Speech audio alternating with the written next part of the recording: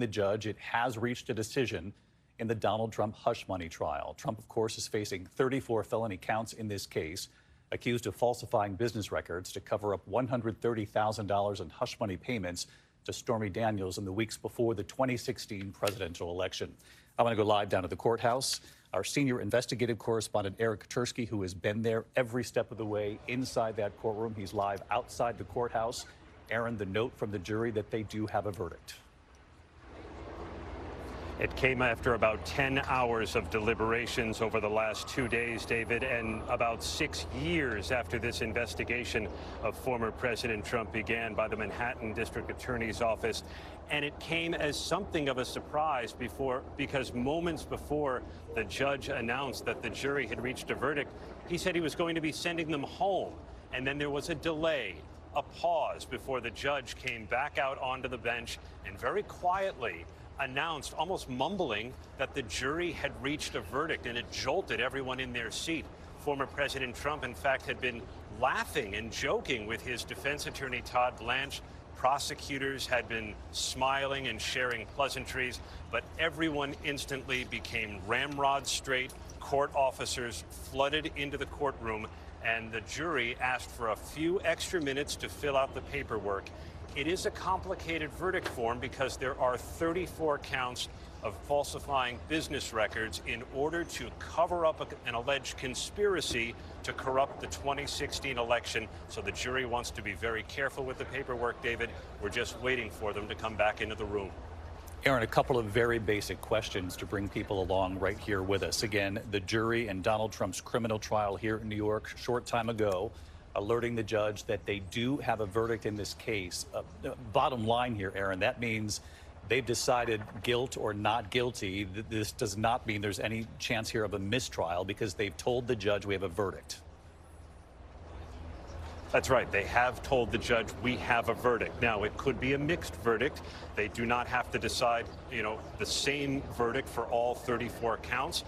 It is, again, a bit complicated. The former president is accused of falsifying checks, invoices, ledger entries at the Trump Organization. So it could be that some they believe he falsified and some not. We'll wait to see what it is, but we do believe they have been able to reach unanimity on each of those 34 counts, but we'll wait to see. An extraordinary sequence of events late today. Aaron Kutursky describing for us the scene in that courtroom late this afternoon when it appeared that jurors were getting ready to be sent home by that judge in the case. Obviously, 2 days now of deliberations. And then, as Aaron just reported moments ago, the judge then informing the court that instead of going home, they would deliver a verdict in this case, this criminal trial involving former President Donald Trump. And as we have mentioned many times before, obviously an historic moment in this country, the first time a former president has been on trial.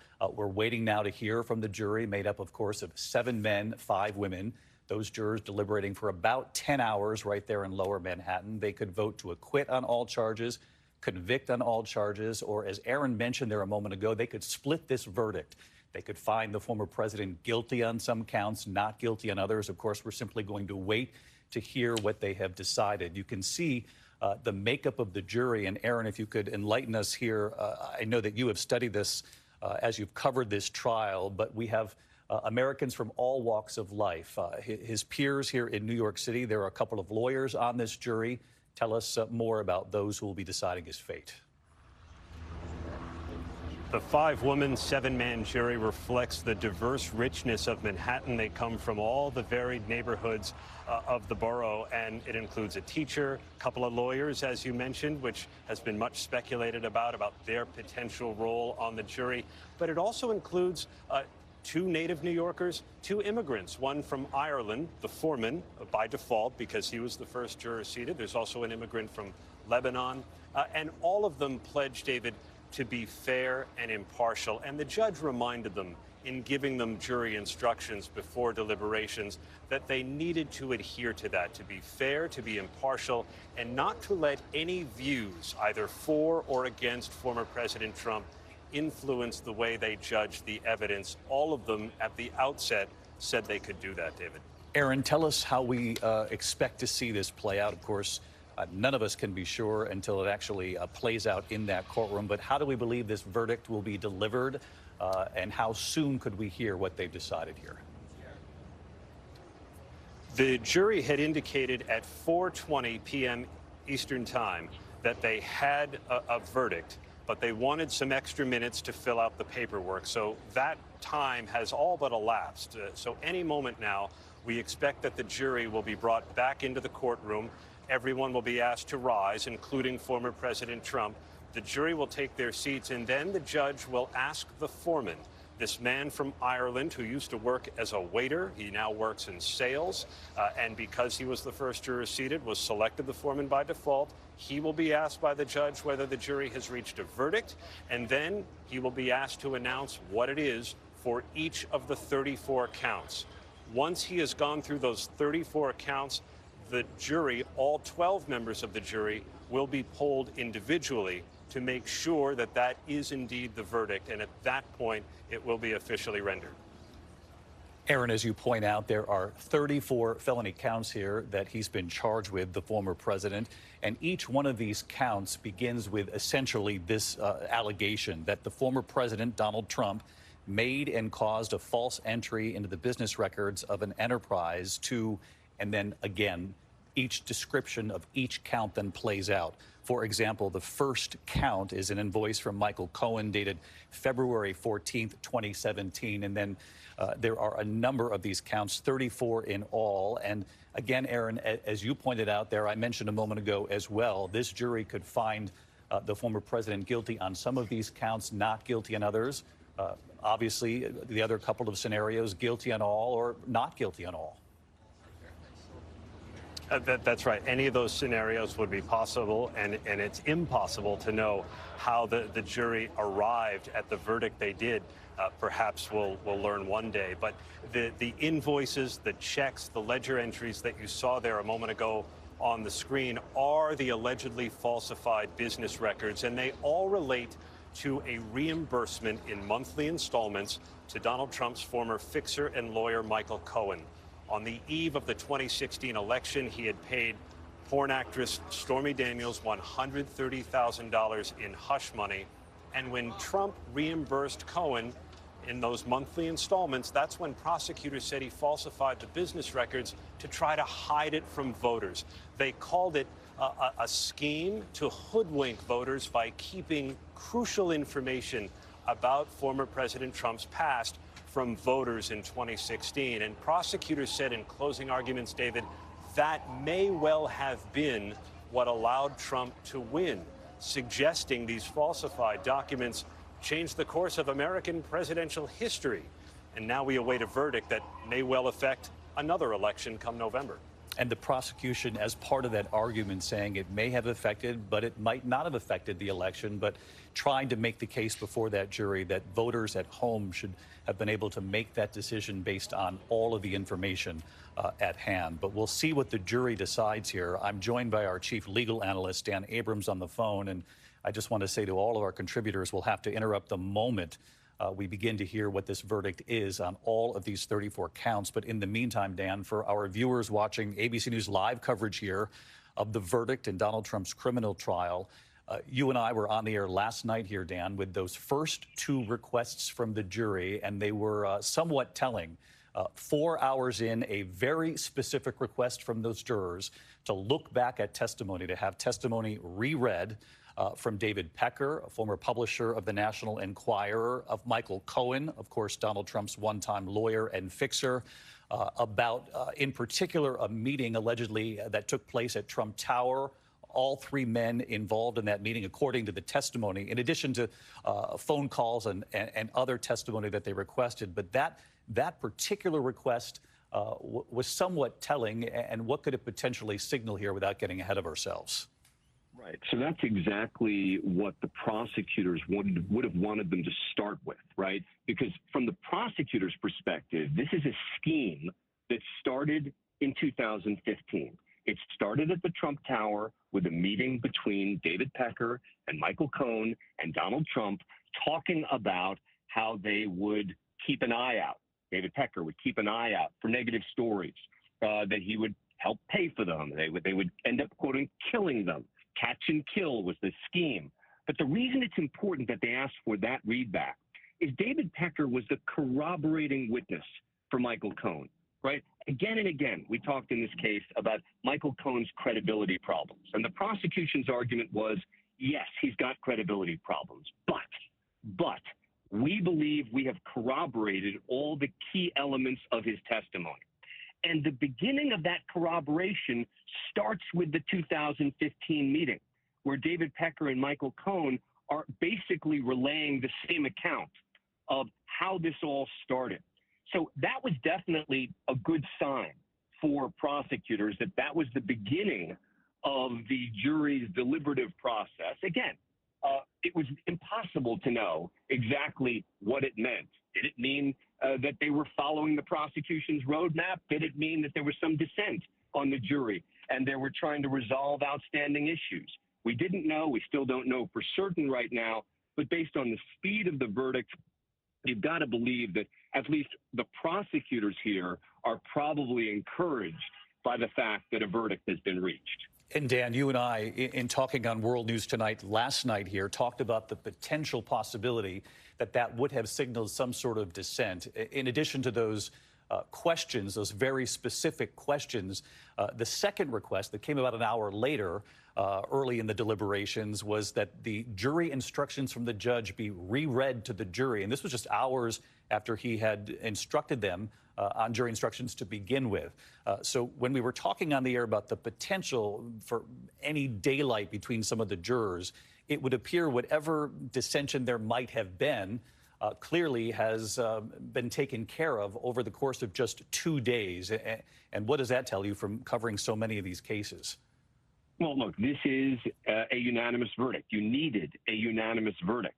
11-1 for conviction or 11-1 for acquittal would be a hung jury. But remember, and we talked about this last night, was that New York has a kind of quirky law, interpretation of law, that in most cases, the vast majority of cases, the jurors don't get to bring with them the jury instructions back into the jury room. In most states, in federal court, you give the jurors the jury instructions. They Dan, get to let me bring just them interrupt back. you. Let me interrupt you right there. They didn't get a copy of the jury instructions, which is why they asked for them to be read back. Dan can elaborate on that in a moment. I do want to let the audience know that Judge Juan Merchan back in that courtroom. Of course, no cameras in the court, which you are well aware of from our coverage, weeks now of our coverage. The judge back in that courtroom, set to bring the jury back into the courtroom as well to deliver this verdict. Again, you can't say it enough that this is an historic moment for the country, because we have never witnessed a criminal trial of a former president of the United States. The president, Donald Trump, the former president, in that courtroom too. Our reporters there in the courtroom and in what we call the overflow room, given eyes and ears on the court for us, are reporting in that Donald Trump is sitting at the defense table, his arms very tightly crossed. They describe him as stone-faced, nodding as his attorney whispers into his ear. And as you know, after weeks of coverage, that there is a courtroom where they allow reporters to go in to witness the proceedings for the entire day. Our team has been in there every single day, right there along with the former president. And John Carl, you are one of the correspondents who has spent time in that courtroom. It must be a surreal scene, not only for the jurors who must decide a former president's fate, but for the former president himself. And we heard about this in closing arguments, that not only did the defense make its case, the prosecution make its case directly, aiming their arguments, their closings at the jury, but almost the entire time, the former president looking over at that jury too, studying those jurors' faces. And John, I apologize in advance if I have to interrupt you, but an extraordinary scene over these last several days inside that courtroom. I mean, David, a scene unlike any we have seen in American history. A former president of the United States, and not just a former president of the United States, but a current candidate for president of the United States, again, sitting just, feet away from the jury that would decide his fate. And he can see perfectly clear their expressions as they're hearing the key witnesses, as they're hearing the key evidence. And when the jury walks in, the entire court must stand up, and the jury walks right in front of Donald Trump and his legal team and the prosecutors on their way to the jury box. And it was interesting. I was in there for 2 very critical days of testimony. Michael Cohen testifying, obviously the central witness in this case.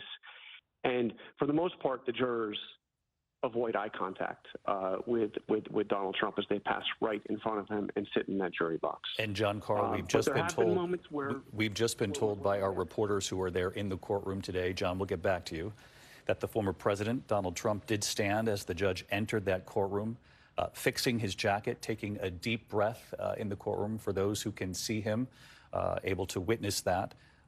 One of our reporters down there on the scene reporting that suddenly there are many more court officers in the room, Secret Service supervisor standing in the back of that room. As you know, any court case here in New York involves a significant amount of security. This is unprecedented. There has been security there every single day of this trial. And many of these officers, when asked previously, when do you get to go home, they are there for the entirety of these days, these proceedings. So even yesterday, for example, after the jurors left for the day, both sides, the defense, the prosecution, had to agree on the kind of testimony that would be reread back to the jurors. Those requests made by that jury, that those officers, everybody in that court responsible for keeping the courtroom safe would stay into the evening, along with the court reporters who would then have to read this testimony back.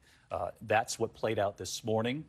Court reporters reading back the testimony that had been agreed upon by both sides, the defense and the prosecution. And then the judge, we knew Judge Juan Merchan would ask the jury, do you want all of the jury instructions read back to you or particular instructions? And that was how he was able to zero in, laser in on what it is they were looking for to have read back to them. I want to bring in Aaron Kotursky again, live outside the courthouse. Aaron, it's our understanding the judge back in that courtroom, Donald Trump standing as the judge entered the court. What do we know about the jury at this point? The jury has just entered the courtroom, David, filing right past former President Trump on their way in. Most of the jurors appeared to avoid eye contact as they took their seats in the jury box. The judge is now formally reading into the record the note Aaron, indicating stand by. We are learning right now, Aaron, the foreperson is standing in that courtroom. Let's wait for reporting from inside the courtroom.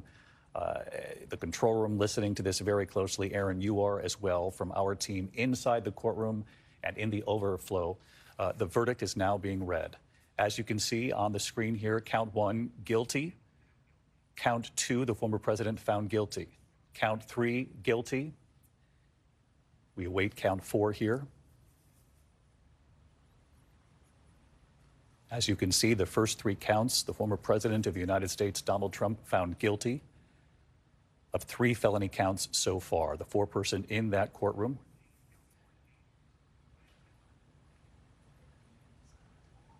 Counts 4, guilty. Count 5, guilty. Count 6, guilty.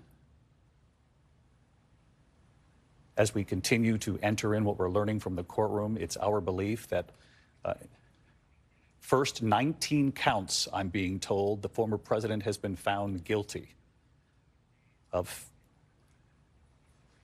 Counts 20 through 23 found guilty as well. So correct me, control room, all the way through count 23 now found guilty. We are now up to count 26 and count 27 found guilty as well. So again, I'm going to pause here.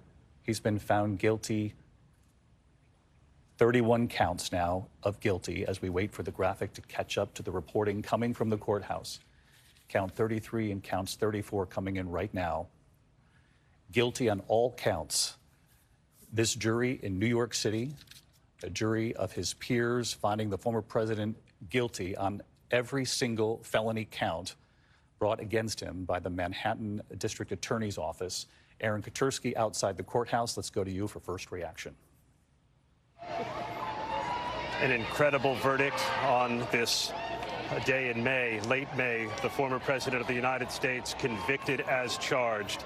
34 counts of falsifying business records. And David, as the crowd outside this courthouse found out, a big cheer went up from opponents of the former president who had been massing in the park across the street from the courthouse. Just a whooping cheer, and they continue to make a lot of noise. There have been supporters of the former president here as well. It looks like many of them are hanging in there, but are remaining silent as the former president has been convicted on all 34 counts of falsifying business records, meaning, David, the jury believed the Manhattan District Attorney's theory of the case that the former president falsified these records to cover up a conspiracy to corrupt the 2016 election by hiding lewd stories from his past. David? Aaron, as we know from the instructions from the judge in this case, Juan Merchan, telling that jury that they could not convict solely on the testimony of Michael Cohen, Donald Trump's longtime former fixer, friend, and attorney, that there must be corroborating evidence in this case that they also believe in coming up with any sort of verdict. I glean from that then in the discussions within that jury room, and we will learn more in the days ahead, that they then pointed to other evidence, and we know about the request that they look at testimony from David Pecker, for example, to be reread back to them this morning, that is the kind of corroborating evidence that they must have leaned in on to come up with 34 guilty findings on every count here. The former president found guilty as we're on the air this afternoon. Aaron, again, testimony from David Pecker and other evidence presented by the prosecution they must have leaned on, not solely the testimony of Michael Cohen here. They were told they couldn't rely solely on Michael Cohen because he was an accomplice in the alleged, or now found, scheme to corrupt the 2016 election. And so they did need corroborating evidence and testimony, and they may have found it in the testimony of David Pecker, because one of the things they asked to hear again today was how both men described a meeting in August of 2015, 2 months after Donald Trump had announced his candidacy, when prosecutors said this conspiracy was hatched. David Pecker at the National Enquirer would buy and bury unflattering stories. He said he agreed to be the eyes and ears of the Trump campaign, and prosecutors said it amounted to a campaign finance violation. And Michael Cohen described the meeting very much the same way, saying that he recalled Pecker telling Trump he would be the eyes and ears of the Trump campaign. Perhaps that was the corroborating evidence and testimony that the jury needed, David. They also wanted to make sure they understood the judge's instructions of how to find out how to convict somebody of falsification of business records. And the judge told them that even if Trump didn't personally falsify the records, that he could be found guilty if he caused other people, like an accounting department at the Trump Organization or Michael Cohen or someone else, to falsify those records on his behalf. All right, Aaron Katersky, stay with us here. Aaron Katersky, who has covered every day of this trial for us outside the courthouse there. Obviously, we also have a team inside court, both in the courtroom and in this overflow room. And I just want to bring everyone at home watching our ABC News Live coverage here of an historic day here. The former president, Donald Trump, found guilty on all 34 counts in the hush money case that involved Stormy Daniels in the lead up to the 2016 election. Found guilty again on all counts by a jury of his peers. Again, we know the makeup of this jury come from a cross-section of life in this country. 2 attorneys among that jury pool. It's been said in other cases along the way that the prosecution doesn't always like having lawyers sitting in that jury box. But in this case, both sides agreed to those 2 jurors in particular, lawyers who perhaps, as we'll find out in the days to come, might have helped explain some of the very detailed jury instructions from Judge Juan Merchan. Again, the former president you see there on the screen found guilty on all counts. Some of the color coming in from the courtroom from our team. The former president, Donald Trump, watching very closely as the jury was polled. They all replied yes when asked if this was their verdict. The district attorney himself, Alvin Bragg, stern-faced in the courtroom. Todd Blanche was the one who asked to poll the jury. Of course, that is the lead defense attorney in this case for Donald Trump. Donald Trump watching again as they were being polled, looking over at the jury as each one of them was individually polled on the verdict. One of our reporters describing the former president as slumped over in his chair, slumped somewhat, looking at the jury as they delivered the verdict, adjusting his head each time to get a look at each of the jurors as, again, they were polled individually. So, again, just describing, and it's obviously the limitations of the court system here in New York, no cameras in court. But as we know, we've described to you what would happen. The judge would enter that courtroom. Donald Trump would stand along with others in that courtroom. The jury then re-entering, the four-person standing, saying we do have a verdict. The judge asking the foreperson what that verdict would be. And then we watched even the screen here, the graphics could not keep up with the speed at which the verdict was delivered. 34 counts, all 34 of them, the former president found guilty in this hush money case. I want to bring in Dan Abrams with us just as we came on the air, now with me here in the studio. And Dan, you and I have talked, there were all sorts of plausible scenarios here, what the jury could decide, perhaps guilty on some counts, not guilty on others. Obviously, the chance of a mistrial or a hung jury, it would take just one juror for that scenario.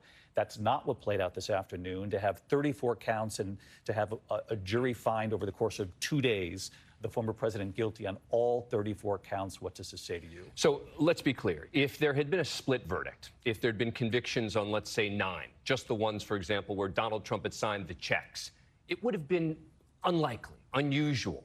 Most people watching this case expected either there's going to be an acquittal, there'll be a hung jury, or they'll be guilty on all charges. It would have been surprising if the jurors had split the verdicts, because it's really all basically the same set of facts. It's just a question of which ledger and which check. So either you believe it or you don't. And so the fact that it's 34, we have to be careful here, right? Let's not overstate what that means. Because, for example, when it comes to sentencing, it's not as if the sentence is going to involve 34 counts where each count ends up being served consecutively. There is almost no doubt that whatever sentence happens here, the sentence will be concurrent, meaning all of it will be served at the same time for the 34. So in effect, you talk about a sentence. Yeah. Let me stop you right there, because viewers at home are going to ask immediately, what does this mean? Could the former president be sentenced to potential time behind bars? We know there is the potential for that, though extremely unlikely for a first-time offender, correct? I think it is unlikely. This is the lowest level felony in the state of New York. We talk about misdemeanors versus felonies, but there's also different levels of felony. This is a Class E felony, the lowest kind. Donald Trump has never been convicted of a crime before. I think as a result, it is unlikely, not impossible, that he would be sentenced to prison time in connection with this case. There are other options, right? There is probation. I think the other potential option could be home confinement. Can you imagine that? And in an effort, if it were to happen before the election, someone who wants to be out on the campaign trail. Again, I think any serving of a sentence, though, very unlikely to happen before the election. A number of things will happen first. First, he'll do an interview with the probation department. That is typical in any case. You have a meeting where you talk to he's going to have this meeting with a probation officer, because the probation department then recommends what sentence they think the person ought to get. And then number 2 is a sentencing happen weeks, months ahead. There's going to be appeals in this case, et cetera. So I think that the actual serving of the sentence, whatever it is probably some time away. Some time away. Judge Juan Merchan will take into account whatever the probation officer suggests after this meeting that you say will take place, regardless of whether you're sitting across from somebody who does what you and I do, or somebody who works in sort of any sector here in New York City and beyond. But this is the former president of the United States who will also have to sit across from this probation officer. How soon would we then hear from Judge Juan Merchan what the sentence will be? So I think that we're going to see when the sentencing date is set, right? So we're watching some people. We are watching the courthouse very closely. Donald Trump was expected to be able to leave the courtroom today. Of course, as Dan mentioned, the sentencing will not come for many weeks here. Not expected, certainly. We are expecting the former president to leave the courthouse. Have we seen him in front of the camera yet? We have not seen him yet, as we know that he generally addresses reporters when he comes out of the courtroom. There's no promise here that he will today. Sentencing is set for early July. July 11th is what we've been told. Judge Juan Merchan will deliver the sentence on July 11th, which is obviously a little more than a month from now. There is no bail. He will leave court today, a free man for now, certainly. And as you heard Dan report there, and legal analysts across the board have said that jail time in this case extremely, extremely unlikely. But obviously, it leads to some immediate questions right away when you're talking about the presumptive Republican nominee in the race for the White House. Does it change the race? At least right now, it doesn't. He can continue to run for president regardless of this conviction on 34 felony counts today. Some have asked, will Donald Trump be able to vote? I had been doing some reading on that because he now has residency in Florida. In the state of Florida, Dan, they often defer to where the case was tried. Is that not correct? Correct. So in New York, they allow certain felons to vote of certain categories, right? So it's my understanding that Donald Trump would potentially be able to vote. But let's watch the former president expected to address the cameras. Let's listen. Are you worried about going to jail? This was a disgrace. This was a rigged trial by a conflicted judge who was corrupt. It's a rigged trial, a disgrace. They wouldn't give us a venue change. We were at 5% or 6% in this district, in this area. This was a rigged, disgraceful trial. The real verdict is going to be November 5th by the people. And they know what happened here, and everybody knows what happened here. You have a Soros-backed DA and the whole thing. We didn't do a thing wrong. I'm a very innocent man, and it's okay. I'm fighting for our country. I'm fighting for our Constitution.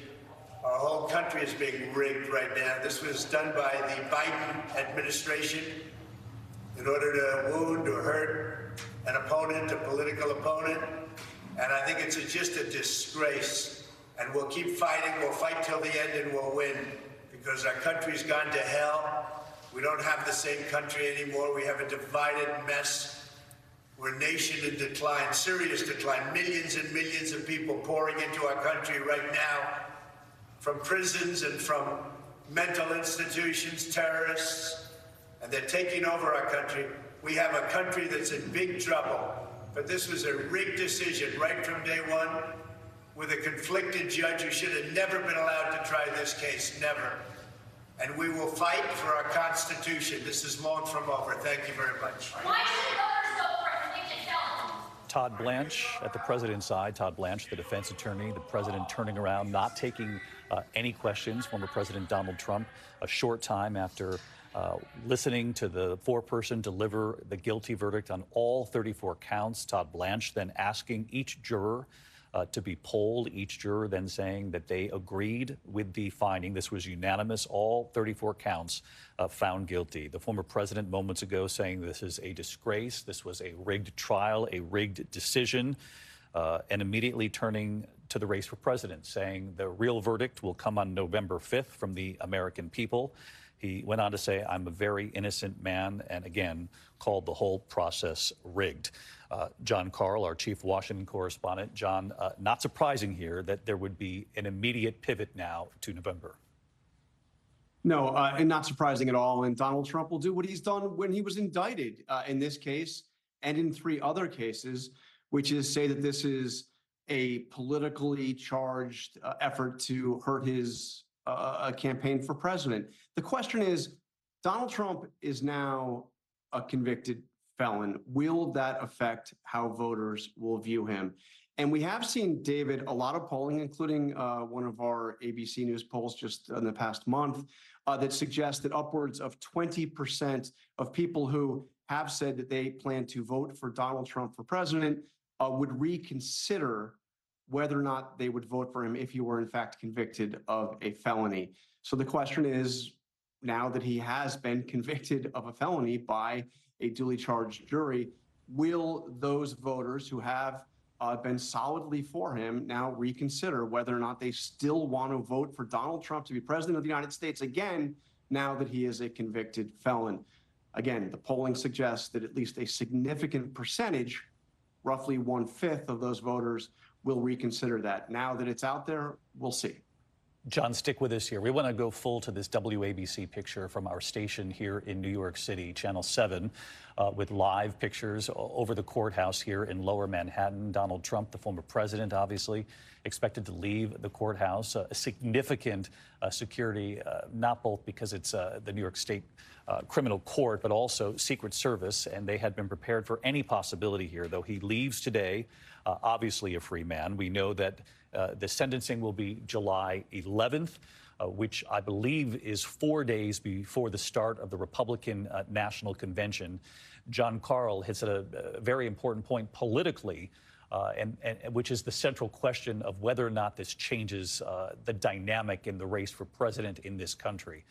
We don't want to get too far ahead of ourselves here on that, but as you know, we've been reporting for many weeks now, this race, even though we are still very early on, is a very close race in this country. They are within a point or two of one another, President Biden and former President Trump, as the country, takes a deep breath and prepares itself for a rematch. The polling consistently shows that the American people did not want these two to play this out all over again in front of the country, but that is where we're headed. And now the question, as John Karl brings up, is whether or not this shifts the dynamic at all. Of course, some political pundits will say this was sort of baked in, that Donald Trump supporters had been bracing for anything here, that it won't change the dynamic at all, if much at all, for those who are loyal Donald Trump supporters. And the question, though, given how tight the race is, this is going to be a presidential race. Most observers say that will be decided at the margins.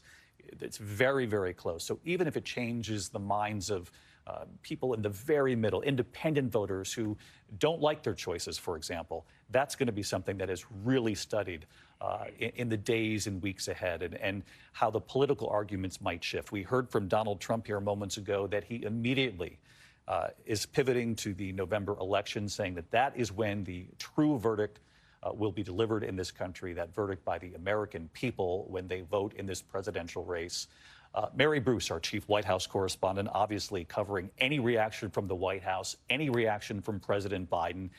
Has the Biden campaign engaged at all on the news just moments ago that the former president, for the first time in history, has been found guilty on 34 felony counts? David, we are still awaiting any kind of official response from the campaign, though our team has heard that there were cheers inside the Biden headquarters in Wilmington as the verdict was read. Look, President Biden has been very careful in the last weeks not to comment on this trial. That, I have been told, will now change now that we have a verdict.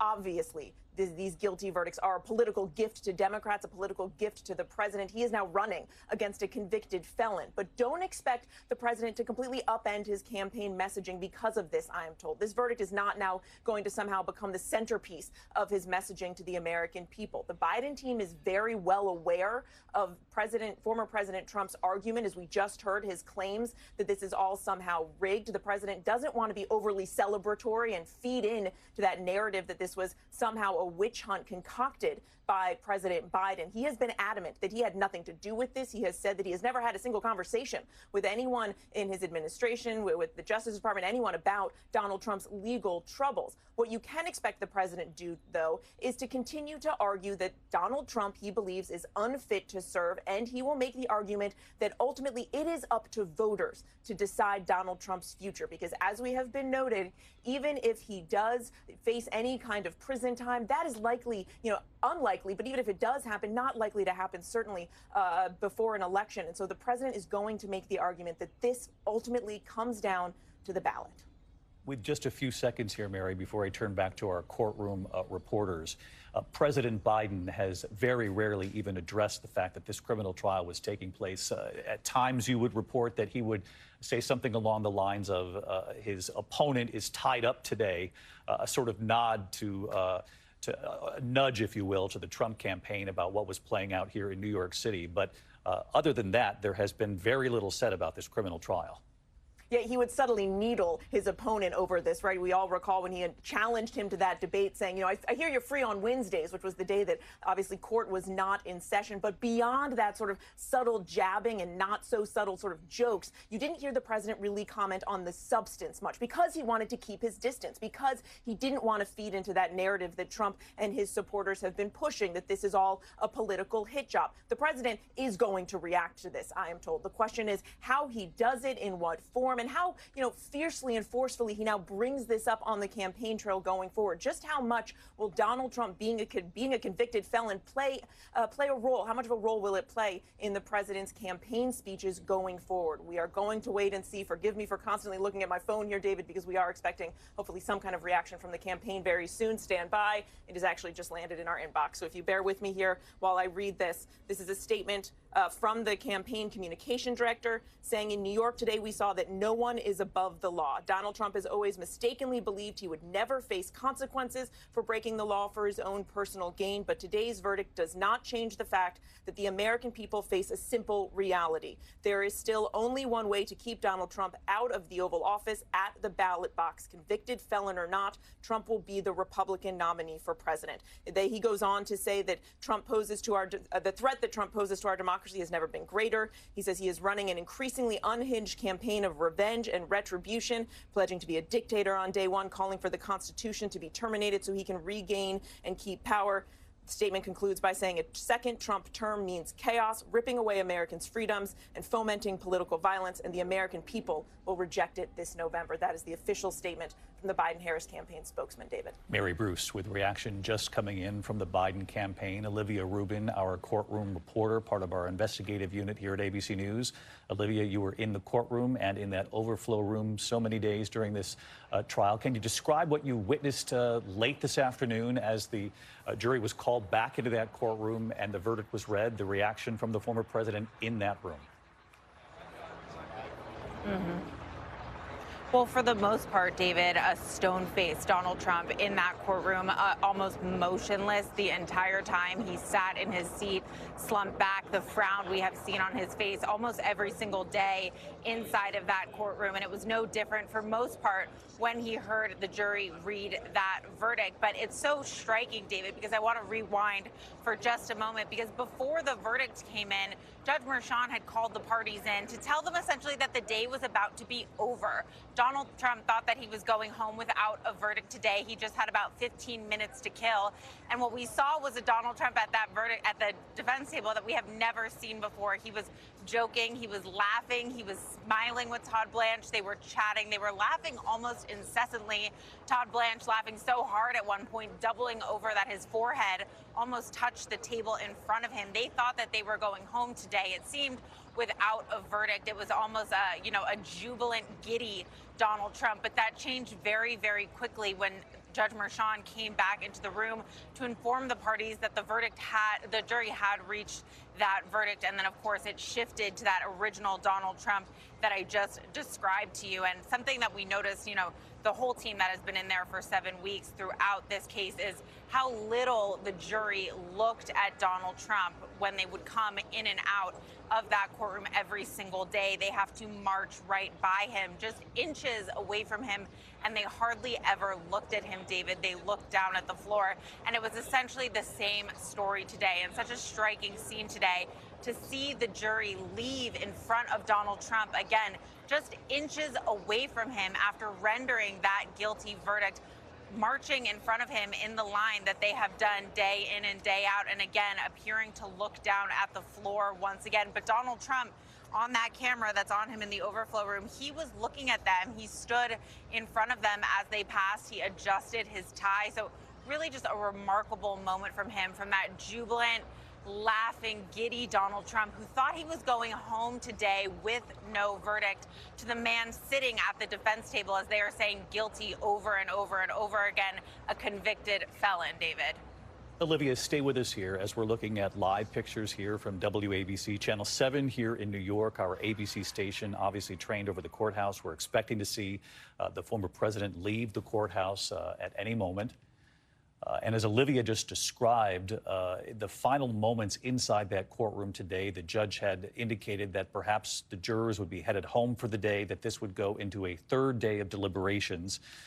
Olivia describing, a former president and his defense attorney, his main defense attorney, Todd Blanche, as laughing with one another, smiling with each other. And then a stark shift in temperature at that defense table when the judge then moments later said the jury had in fact reached a verdict in this case. And Olivia, as we know, the defense believed that with every day that went by, that was a more positive sign for them. So I would gather at the end of today, late today, when they thought this was going to bleed into a third day of deliberations, there was some relief that we're going to go into another day. And in fact, moments later, that dramatic sort of whiplash moment in the courtroom. That's right. And I do think what you touched on right there, referring to Todd Blanche and how sort of critical he was to this case and what, he did for Donald Trump over the past few weeks is so interesting to sort of laser in on. And to watch Todd Blanche in the courtroom today was so fascinating. You could feel the intensity from him because this was his moment, this was his case, and he was performing essentially in front of Donald Trump every single day. And what was so fascinating as they are waiting for this verdict to come down, because remember, they had a 30-minute waiting period where they had to sit at the defense table and wait for the verdict. You could see him gripping the tie around his neck, loosening it, the pressure clearly weighing on him. And there were times when all of them sat there really not speaking at all. Again, that 30-minute waiting period so telling. The prosecutors just feet away from them to their right-hand side, also really saying nothing at all. And then, of course, Alvin Bragg, just a few benches behind them. He had been in the courtroom just a few days, and what was so fascinating about him is how sort of you could feel his intensity in the courtroom as well, at times hunched over papers in his lap. I think at one point I saw him following along with questioning of witnesses, and you could see his tension. He was hunched over his papers once again, furiously taking notes at one point. So really the stakes that were on all parties here. But again, bringing it back to Todd Blanche, this was his case for Donald Trump. He had been front and center. He had done the cross-examination of Michael Cohen. And then when he spoke, David, just one last point, when he spoke to make that motion with Judge Merchan at the end after the verdict had already been rendered, you could quite literally hear the nervousness and the fluster in his voice as he was speaking to Merchan. He was tripping over his words. He was speaking slowly. He was speaking quietly. And it was just so apparent that the verdict that had just come down was weighing on him as much as it was his client, again, Donald Trump, who remained seated at that defense table before, adjusting his jacket one last time to leave that courtroom. So again, just tension for all parties there. This is just extraordinary color from inside that courtroom. Olivia, stay with us here. A few more questions for you as we also keep our eyes trained on these helicopter shots from Channel 7 here in New York as we await the former president leaving that courthouse. You can see Secret Service assembled. Olivia talking about Alvin Bragg, and for those of you at home who've been following, you certainly know who he is, but we'll bring everybody up to speed. The Manhattan district attorney who brought the case but was not in that courtroom every day, and in fact, his team of prosecutors instead making the arguments. Obviously, Josh Steinglass delivering the closing arguments in this case. Some had wondered if perhaps the closing arguments were too long, particularly from the prosecution. The defense closing was long as well. But there were those who wondered if Mr. Steinglass had gone on too long. I'm certainly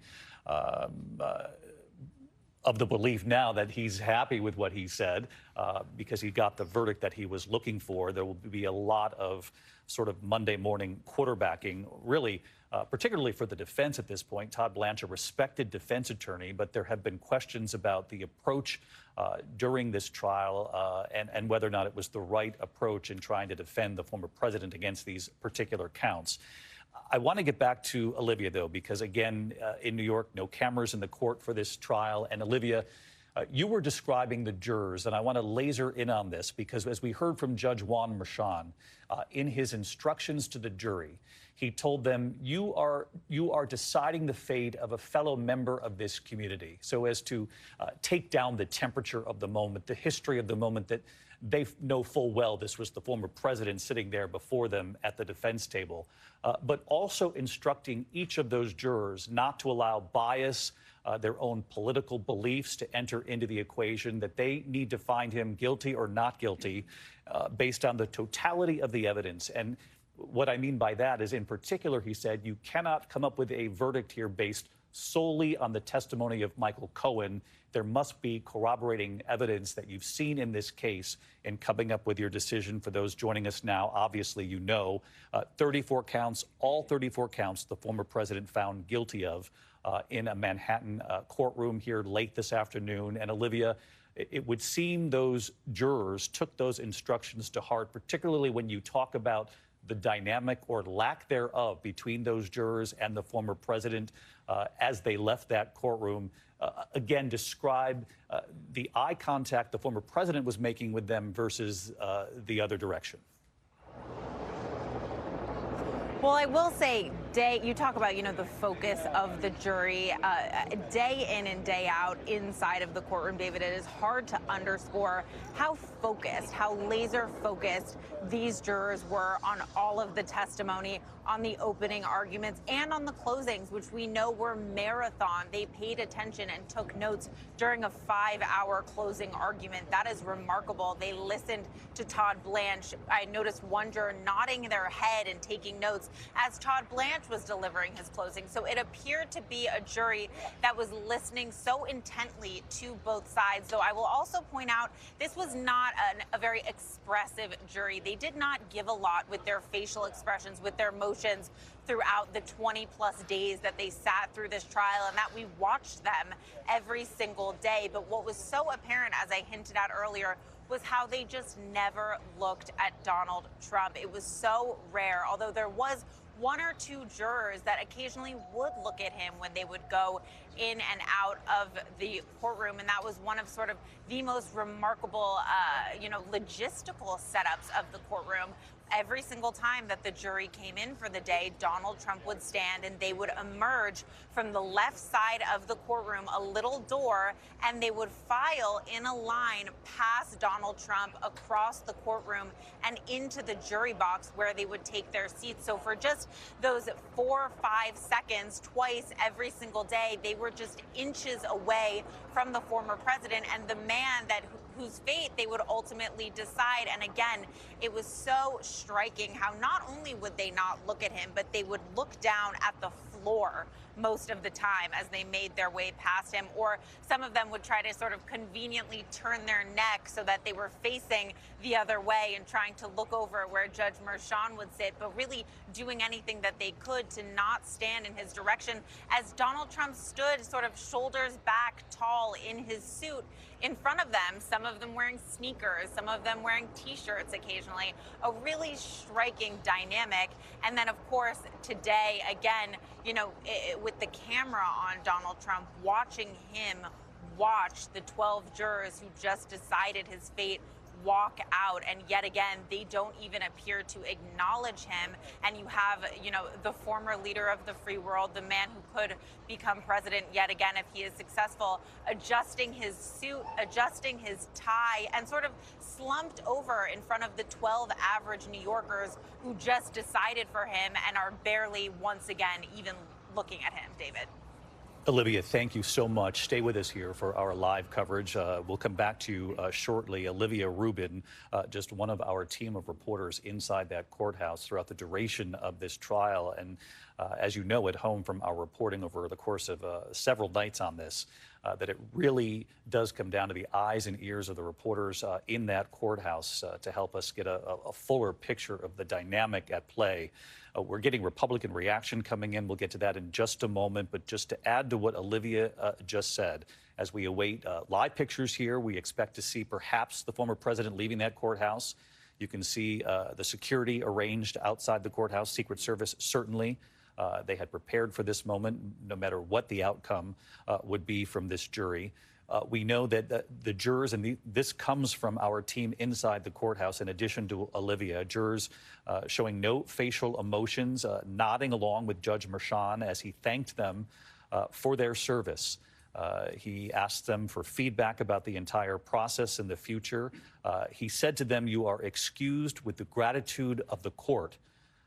And while he was saying that to the jurors, the defense attorney, Todd Blanche, sitting with his head in his hands at the defense table, his elbows on the table, rubbing his lips, Judge Juan Merchan thanking the jurors for handling a, quote, very stressful and difficult task. And as we heard Olivia Rubin report there, with the exception of looking at the former president now and then as they entered the courtroom day to day, there was very little exchange as far as making eye contact with the former president, the person whose fate was in their hands, although we do know from today's reporting that the former president was studying each one of those jurors, particularly as they were polled individually after this verdict today, each one of them saying yes when asked, "Is this your verdict?" Former President Trump found guilty on 34 felony counts in New York City late today. Rachel Scott, who covers Capitol Hill, who covers the race for president, getting first reaction here on the Republican side. I understand Speaker Johnson has reacted in addition to others. Yes, David, this reaction from the Republican Party is coming in very quickly. The Speaker of the House issuing a statement calling today a shameful day in American history, calling this purely a political exercise, not a legal one. We're also hearing from several Republican senators, Senator Marco Rubio calling this a complete travesty, Senator John Cornyn calling this verdict a disgrace. Even Trump's former rivals who ran against him in the Republican primary, including Florida Governor Ron DeSantis, calling this all political, saying this was an Rachel, effort stand to by get because Trump. we're watching these live pictures of the former president entering the SUV there in the foreground of your screen. Sorry to interrupt, but let's just watch this scene as it plays out. We'll come back to you for Republican reaction. We also have reaction coming in from members of the Trump family. We know inside that courtroom today, Eric Trump, Donald Trump's son, throughout the course of this trial, he has been there, not necessarily every day, but has often been there. We have seen Don Jr., we've seen Tiffany Trump. Notably absent from the trial itself, Melania Trump and Ivanka Trump. John Santucci, who is watching this picture right along with us here, an extraordinary sight, and you're hearing reaction from the Trump family, in particular Don Jr.? Yeah, Donald Trump Jr. being one of the first family members to react to this, David, telling ABC News that, Democrats got what they wanted here. Of course, they have hyped on the fact that New York is a state run by Democrats. Of course, as we know, you mentioned earlier in your conversation with Dan Abrams that, of course, Donald Trump is no longer a New York resident. All of Donald Trump's children, his 3 adult children in particular, who all lived in Manhattan at one point, now reside, of course, in Florida with their father. And Donald Trump Jr., David, telling me that same sentiment that his father echoed in front of the cameras on the 15th floor of that Manhattan courthouse, that voters will now weigh in. Voters will decide this election in November, and that will be the real result and outcome that they will, of course, look forward towards. John, you know that the Trump family, Donald Trump, watches those polls every single day. He has talked about it as he has left the courtroom in New York under that partial gag order, unable to talk certainly about any witnesses on the stand, but would talk in generic terms about the proceedings of the day, but then would pivot politically to the race for president, obviously. They're very aware of where the race stands. The national polling shows President Joe Biden and former President Donald Trump really within a point or two of each other on any given day when these national polls come out. Where Donald Trump has taken note, and I'm certainly sure that you have heard this from inside the Trump campaign, is in the battleground states where we know in the Electoral College these presidential races are decided, and that in several of the key battlegrounds, Donald Trump in recent weeks has shown some steady but very slow movement in what they would believe is the right direction, expanding by a point or two his lead over President Biden in some of these key battlegrounds. And they must be wondering, given what John Carl reported earlier and what our polling and others who have polled this question of independent voters and those who are on the fence, whether or not a felony conviction would change their minds, whether or not this has any impact on numbers that are already extraordinarily close. Well, David, you mentioned the last several weeks the polls have been doing a bit better. It's also been the last several weeks that they can't capitalize on that because, as you well know, this was the first time in Donald Trump's life his schedule was out of his hands. He, of course, was stuck in that Manhattan courtroom. Recall, David, that he needed Judge Juan Merchan's approval to go to his son's high school graduation. So they know that this is now a tough situation. And look, David, all the reaction that I've been getting, Rachel, our colleague Catherine Falders as well, has been not surprised. It's New York. But let's be clear. This is not the verdict they wanted. So they can say they're not surprised by it, but it is something they now know they need to double down and pivot. One of the things, I know Rachel has heard this, as have I, that they are hoping is that they can quickly now get back to the campaign and move things forward. And one of the things that senior advisors to Donald Trump have been trying to get the former president to focus on is a running mate. Donald Trump has not engaged in conversations. Of course, names have popped up, names have been floated out there, many of whom have gone on and done what previous people have wanted to be Donald Trump's running mate have done, which is defend him on camera, or in this case, which is interesting, right? Think about 2016 versus 2024. 2016 was who was on TV talking and saying nice things about me. 2024 has become who's coming to court with me. And we have seen many potential individuals, senators, governors, attorney generals who want to be in a Donald Trump round 2 White House go with him, David, to court, as we have seen in real time. So that's one of the things that advisors are hoping, if they can quickly pivot, quickly get out of New York, literally get Donald Trump out of New York and back onto the campaign trail, getting ahead with a Veep nominee, getting ahead with the RNC, moving into debates, quickly getting away from this conversation. And that's going to be hard, David, because look, as our team has noted, and we've already seen it, Donald Trump knows in some ways these cases, though with independents are not good with him, his base, it has helped. We've already seen fundraising emails fired out the second the verdict was released. Of course, Donald Trump knows that he's got to find a way to shore up support, and that's going to be a dance that his campaign now needs to move forward with.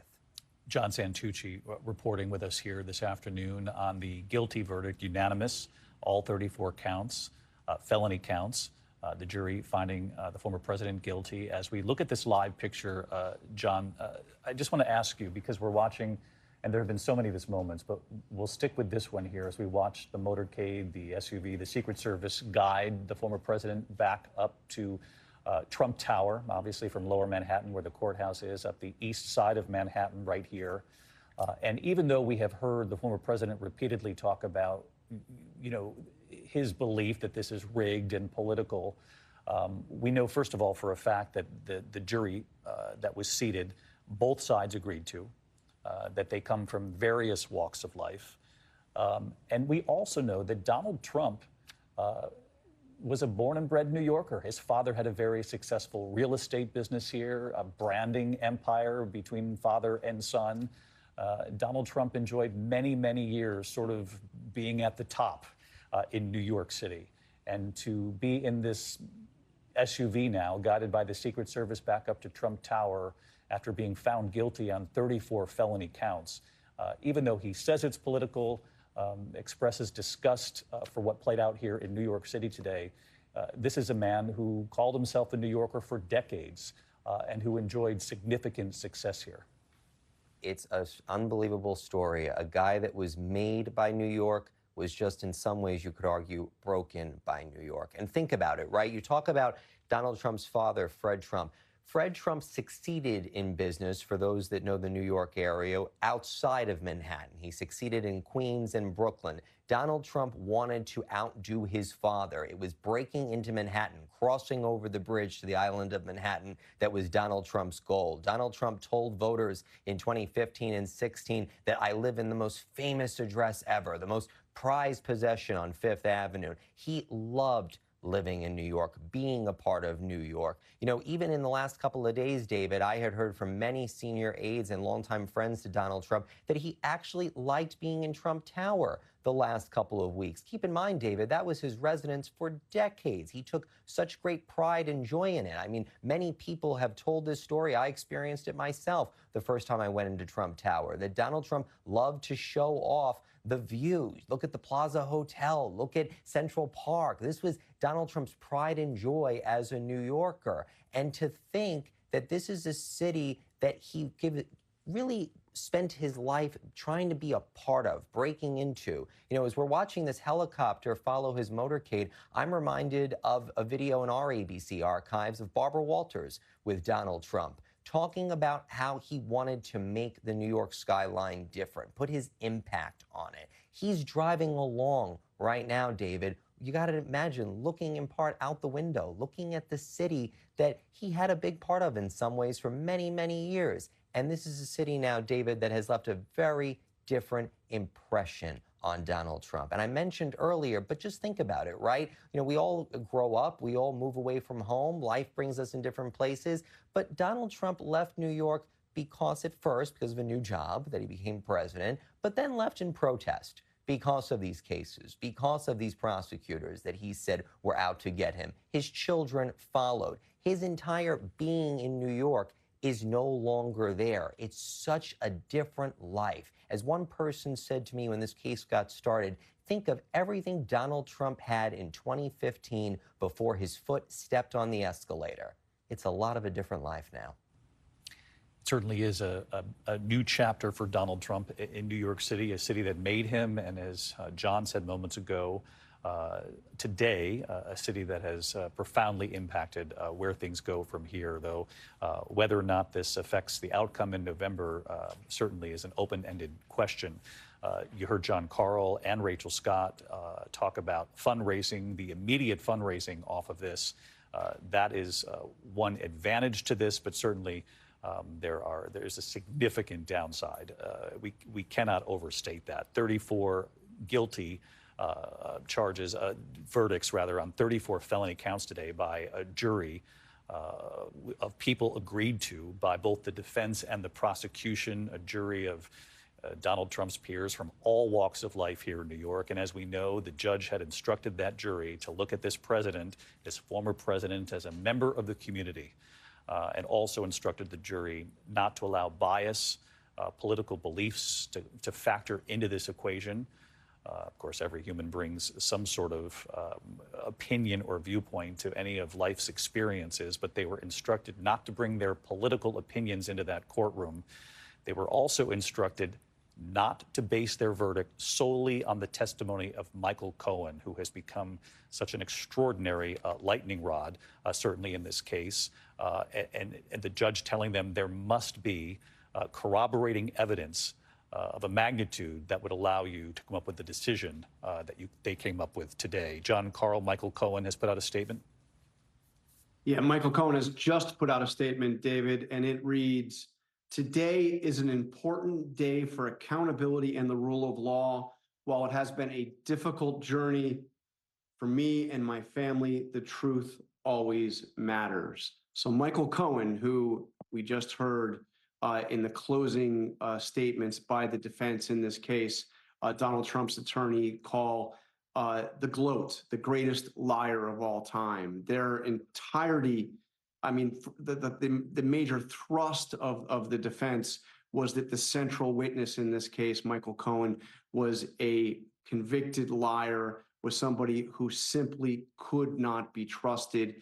The jury didn't have to rely entirely on Michael Cohen's testimony, David, but Michael Cohen clearly was at the center of the prosecution's case. It was Michael Cohen who made the hush money payments to Stormy Daniels. It was Michael Cohen who was, now the jury has determined, reimbursed by the president, the former president of the United States, Donald Trump. And Michael Cohen now, in a rather muted statement from Michael Cohen, saying that this is a day where Donald Trump finally faced accountability. Michael Cohen, who testified he took out a home equity loan on his own home to make that payment.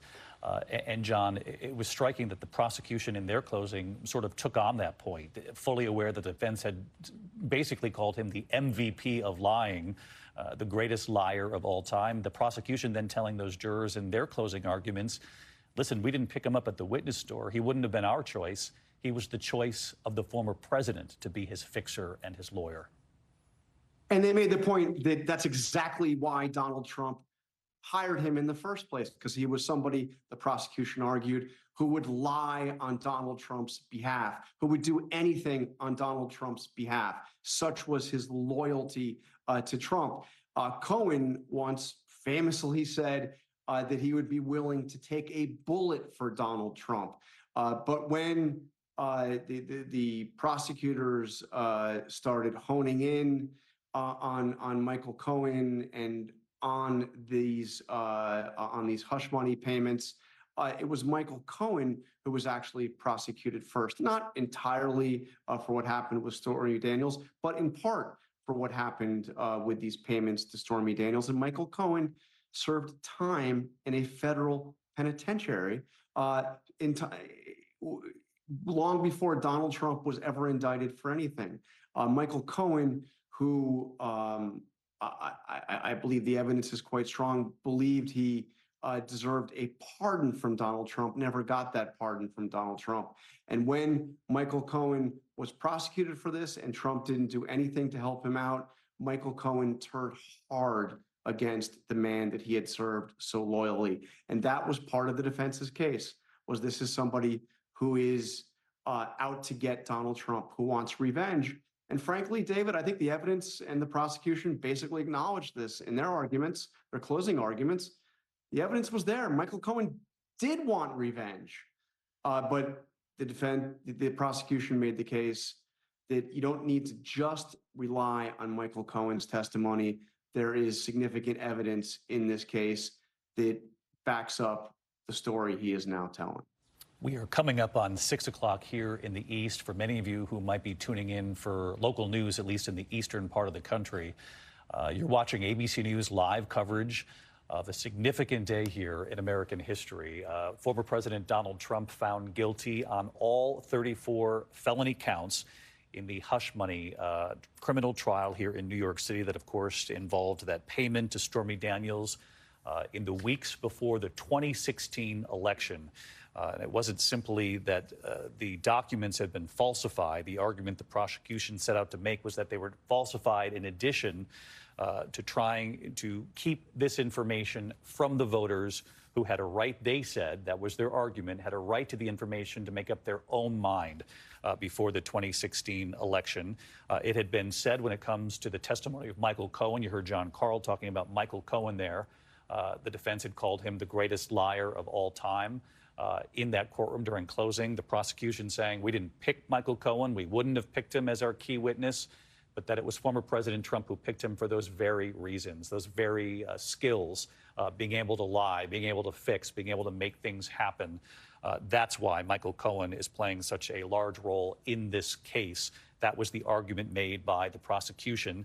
It had been said that even if Michael Cohen is a liar, that he would have a hard time fooling 12 New Yorkers in that jury box.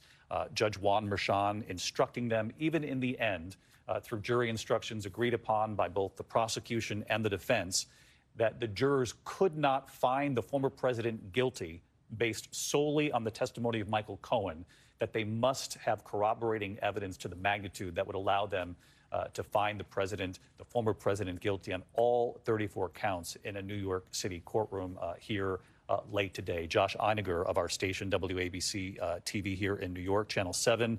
Of course, that team doing extraordinary work trying to cover this day in and day out as well. Josh, you were in the courtroom. Describe the moment the jurors walked in and the former president's reaction to that verdict.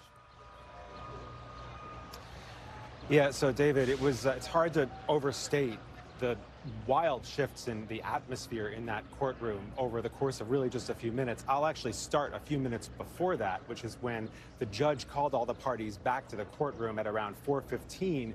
The jury was to deliberate until 4:30, and the judge told both sides he was going to let the jury go at 4:30, and then he left the bench. And over the next few minutes, Donald Trump was positively giddy with laughter with his lead attorney, Todd Blanche. They were laughing pretty heavily at the defense table and really all smiles. They seemed very relaxed. And it was really only a few minutes after that that the jury sent this note saying they had a verdict. So when they did enter, I think you heard Olivia Rubin say earlier, they walked in a very well-practiced eyes down, eyes forward, not looking at the former president, who was really just maybe a foot or two to their right as they have to file past him. And they got into the witness box. And then what I'll tell you is that from where we were sitting, David, we're not able to see his face. We can only see the back of his head. So it's hard to know what expression was on his face. But as they started to read through the counts, count 1, guilty, count 2, guilty, there was no motion at all in his body until they got to count 4, at which point he slowly started to shake his head. And that lasted for a few more counts. And then at around count 6 or 7, he was just still again, all the way through to count 34 when he was found guilty on all counts, David. Any reaction were you able to see from Eric Trump, his son? Was his son still in the courtroom at that point? His son, Eric, was in the courtroom sitting next to one of his attorneys, and no obvious reaction from him either. He was looking straight ahead, sort of ramrod straight, and did not betray any emotion. And then I will tell you, David, that when the jury did file out, it was that same awkward staging in the room that we've talked about so many times. They walked out now with him on their left. Some of the jurors actually turned their face to the right in the direction of the judge and away from the direction of Trump so that they would not have to make eye contact with him as they filed out of the room. And then when he left the room a few minutes after that, there was just a look of disgust. I have no other real word for it on his face as he walked out of the room, and then you saw him before the cameras after that. We're looking at the SUV carrying the former president back up to Trump Tower here in Manhattan. And Josh, the moments after the verdict was delivered, we understand that each juror was then polled right there with the former president sitting at the defense table, each juror polled by the judge. And how did that play out? And I know you were sitting behind the president, very hard to tell his facial expression, but describe for me, if you will, that moment, and then what the judge then said to those jurors after their job was done. So when the judge polled the jurors, he didn't poll them on each count. Of course, there are 34 counts, there are 12 jurors. He basically went through juror 1, is this your verdict? Juror 1 said yes, juror 2, juror 3. And during that time, Trump did turn in his chair and he was looking off in the direction of the jurors. No obvious expression on his face. It seemed fairly impassive. And then, at the end, the judge did thank these jurors for their service. He told them, I don't have the direct quote in front of me, but he told them how difficult this trial has been, how stressful this trial has been for them. He thanked them for their service and he excused them from the room. And then he asked them if it would be okay if after he excused them from the room, he would then go to them to have a conversation with them and thank them personally, one-on-one. And that was when they rose from the jury box. Everyone rose, including the former president, and then they filed out of the room, taking great pains not to look in his direction. That's a very interesting observation, and I had wondered earlier when I had reported earlier on the air here that the judge told those jurors that he would be interested in their feedback, thanked them for what was a very difficult task, when that communication might take place between the jurors and the judge. Josh Einiger here of WABC reporting that the judge then planned on meeting with those jurors after they left the courtroom. And you have to wonder, Josh, and it's an impossible question to answer, you have to wonder if the foreperson or perhaps the two attorneys within the jury or who it was on that jury that got them all together and said, when we walk in, let's walk in a certain way, because your description and Olivia Rubin's description earlier on the air, really match up to a T. The decorum, the way they carried themselves, regardless of what you believe about this case, how they carry themselves is something that we can all observe and certainly appreciate, at least in their behavior. I know there are going to be a lot of opinions on the outcome of this trial, but to have walked in and to be concerted in their effort to sort of look down, not bring any more emotion or drama to a case that's already has historic implications here. David, it's hard to know, of course, as you point out, what the impetus was behind all of that. Part of it really could simply be that it was just uncomfortable for them. Here they are in this incredibly weighty position. the fate of the former leader of the free world is in their hands.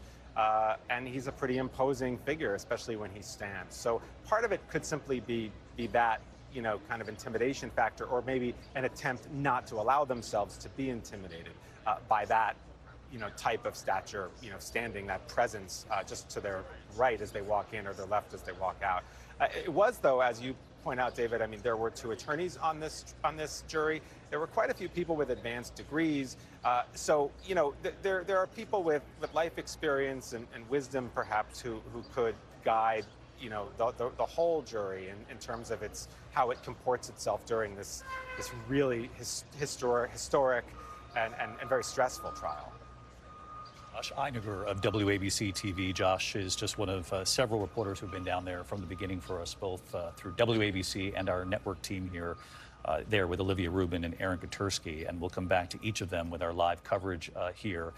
Again, you're watching ABC News live coverage. The former president being brought back uptown to Trump Tower in a city where 12 jurors have found him guilty on all 34 felony counts against him. It had been believed, as we were in day 2 of deliberations, the fact that the deliberations continued throughout today, they got close to that end time today.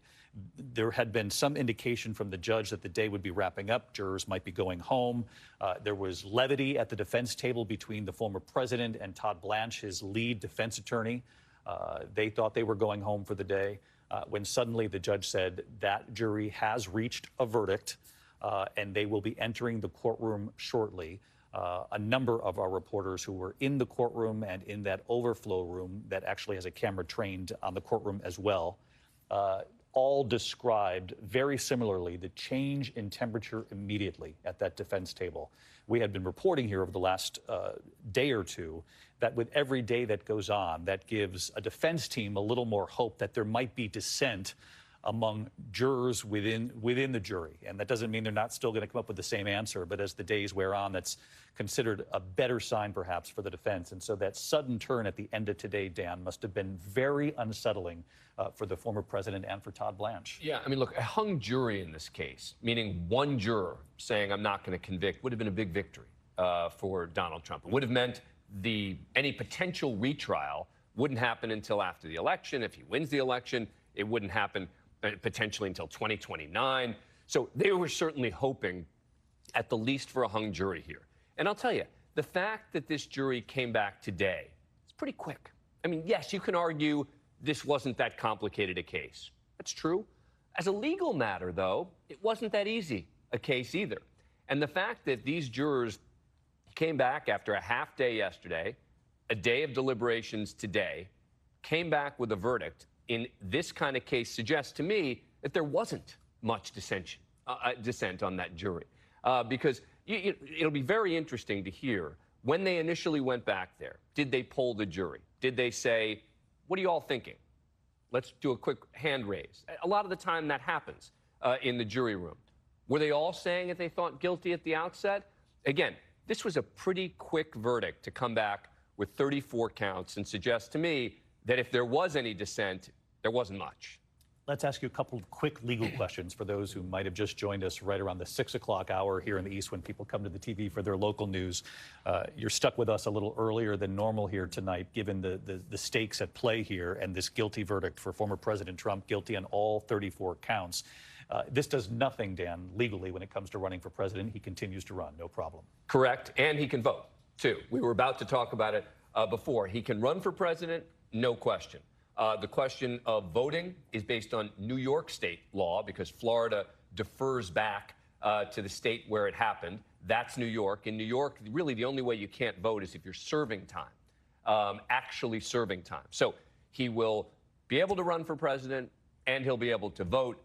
The question is going to be when the sentencing is going to happen on July 11th.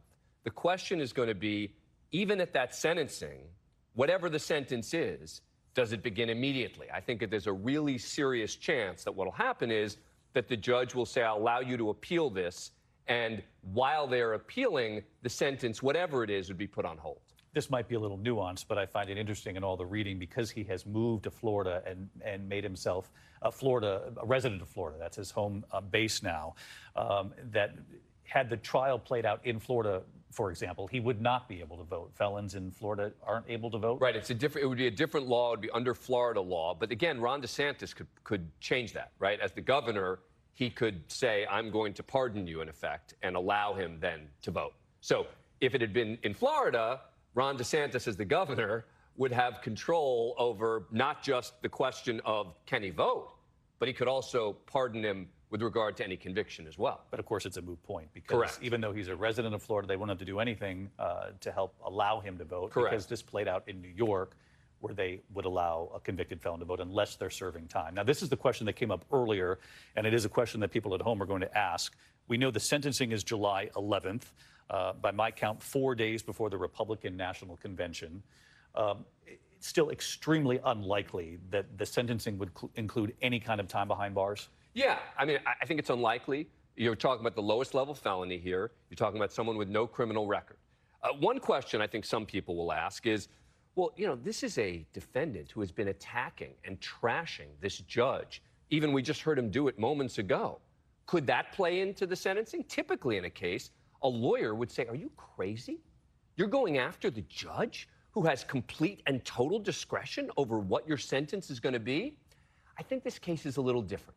I think there's more of an expectation of the politics meets law aspect of attacking the judge. Question is, how will the judge react to that? Because he does have the discretion. We're talking about what would usually happen in a case like this.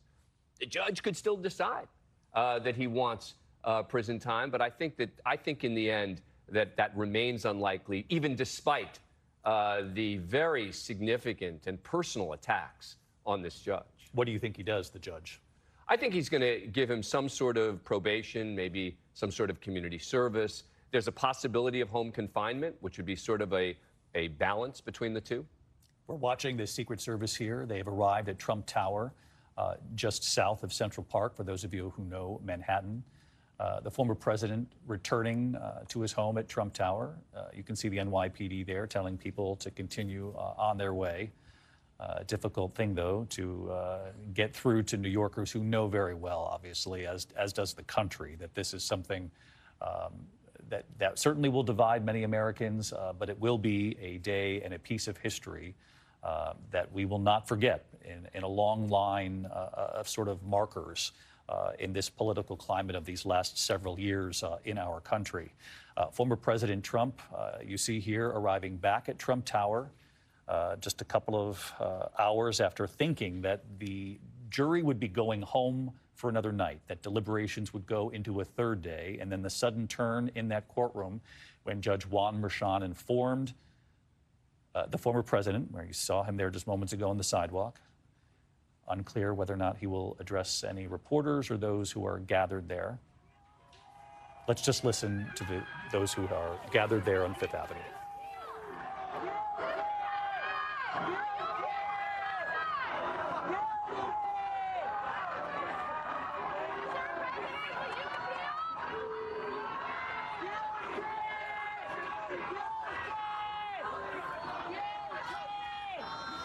Familiar gestures from the former president, though no words, a sort of rarity from the former president. And it's hard to decipher the differing chants. What we're hearing from folks there, though those on the ground will be able to report that out later. One thing we did take note of over the course of this trial is that the crowds gathered in Lower Manhattan were small by comparison of what we have seen by way of rallies in the past or gatherings in support of or against the former president. And John Santucci, I want to bring you in on that. The fact that what we witnessed in Lower Manhattan over the last couple of weeks, there wasn't large-scale protesting outside that courthouse. I want you to weigh in on that, and also you have a reaction from Stormy Daniels just in. Yeah, David, a couple of things. First, if I could, David, just an observation from what we just saw of Donald Trump walking up in front of the building. David, I remember it almost like deja vu, and it's funny because it's so critical to what came up in this trial. the weekend that the Access Hollywood tape came out in October of 2016. That image that we just saw, David, is a rinse and repeat of what Donald Trump did the Saturday morning as he was hunkered down in Trump Tower, plotting what to do for his first run for the White House. He came outside the tower, he pumped his fist on the corner of 56th Street, looked around for a second, and walked back in. It is literally copy and paste what the former president did as a candidate under intense pressure, under what was at that point, David, the worst moment for his first campaign for the White House. And just to see that again as someone that has covered Donald Trump for that long, from that moment, it really is just an unbelievable image to see again a day after another one that was so horrible for him, to see him doing that exact thing. I mean, Donald Trump has a playbook. We know that. He talks about every day of his life being an episode of a TV show. It clearly seems like that one was a bit of a rerun, if you will. But just to go back to your other question, David, about reaction from many people around the former president, I've gotten a lot of texts in the last couple of moments here. Not surprised, angry, trying to find a way to pivot towards a way to get this campaign back on track and really move away from this courthouse. Donald Trump is probably tonight going to spend one of his last nights in Manhattan, and then it's back to Florida, where he is a resident now, and then quickly back on the campaign trail. David, just to your other question about Stormy Daniels, our colleague Olivia Rubin, who ran out of that courtroom and spoke to us and then quickly got reaction from Stormy Daniels' attorney. Her attorney telling Olivia in a statement, quote, "Stormy is relieved that this case is now over. She always had great faith in our justice system and the solemn oath jurors take in undertaking their service. No man is above the law, and the selfless, hardworking service of each of these jurors should be respected and appreciated." David, that is an attorney for Stormy Daniels to our colleague Olivia Rubin here at ABC News. And you got to imagine, David, for tonight, going back to Donald Trump, if I can for a second, now that he is going back into that tower, back into that residence, he's going to be doing, David, what he did for so often when he would come home from the campaign trail. He's going to have cable TV on all night. He's going to be watching all of the coverage. He'll probably be watching us very shortly. We know that he still watches all of the evening newscasts on TiVo. He says it was one of the greatest inventions ever. And he'll be focusing on all of the commentary, taking this in. He'll start doing what he always does, working the phones, asking people, what do they think about this?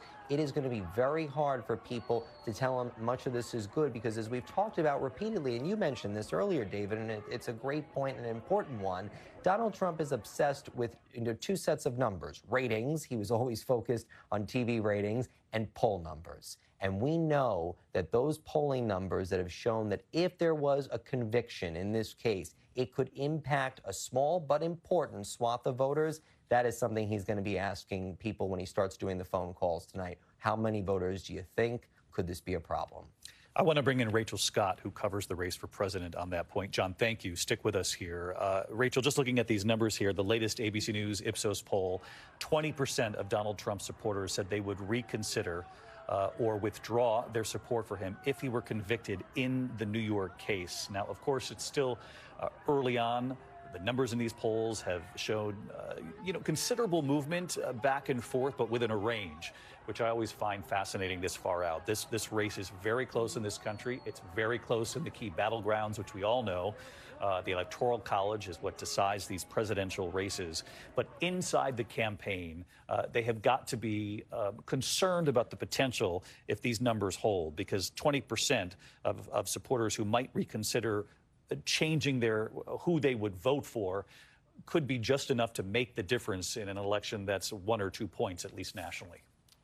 David, over the last several weeks, there are advisors in the Trump campaign, allies to the former president, who have simply just been concerned about the image of having the former president, a presumptive Republican nominee, inside of the courtroom. Now, The former president walking into Trump Tower, he was followed behind him with several campaign aides. They're going to walk into that building and have to contend with something that no other campaign has ever had to face in American history. And that is how to have a presumptive Republican nominee who is also a convicted felon now try to get to the White House.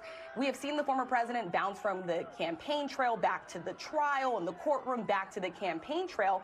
And his advisors are, in fact, worried, as is the former president, as we know, that he keenly follows many of these poll numbers, how much of a political liability this is going to be for him, not only within his own base. We know, according to our ABC News Ipsos poll, that 80% of Trump supporters say they will stick with him, but it's that 20% who say they'll either reconsider or withdraw their support. And even when you look at other polls, 17% of independents in a latest Quinnipiac poll said that they might be less likely to vote for the former president if he's convicted of a crime. That is a big concern for the former president because we know just how close this race could be. So even just having a small swath of those voters turn away from the former president could make all the difference in these critical battleground states. One group that is not turning away from him, David, I will tell you, it is the Republican Party. They have lined up one by one behind the former president. We're already seeing that reflected in the number of statements that we received since the verdict was actually reached and read inside of that Manhattan courthouse. And not only that,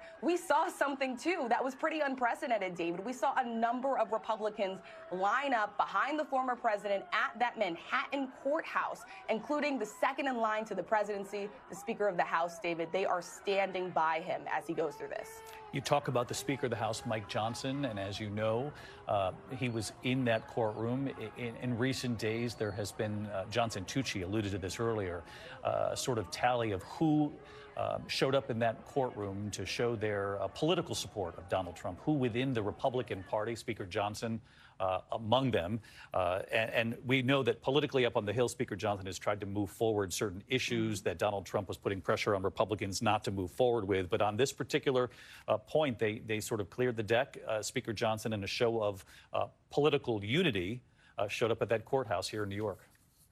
Yeah, and David, how rare is it to see the second in line to the presidency show up outside of a courthouse to defend a former president who was standing trial, who has just been convicted on felony counts? It was an extraordinary part that we have never seen before in American history. We've heard from the Speaker of the House today. He calls this a shameful day in American history. And of course, it wasn't just the Speaker of the House. There were 37 Republican officials that visited that Manhattan courthouse. We were talking about 2 Republican governors, 7 current or former attorney generals, 28 Republican lawmakers, and a lot of them were saying what the former president could not. We know that Donald Trump was under that very strict gag order, so a lot of those Republicans were coming out in a show of loyalty for the former president to rail against Michael Cohen, to rail against the witnesses, to blast this whole process, something that the former president was barred from doing under that gag order. It was a sign of loyalty to the former president. But David, this is a party that has only grown more closer to Donald Trump as he has been indicted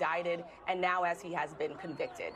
We have learned moments ago the Trump campaign says that their fundraising site is down because of the volume of people, supporters looking to show in sizable numbers, according to the Trump campaign, their support of the former president.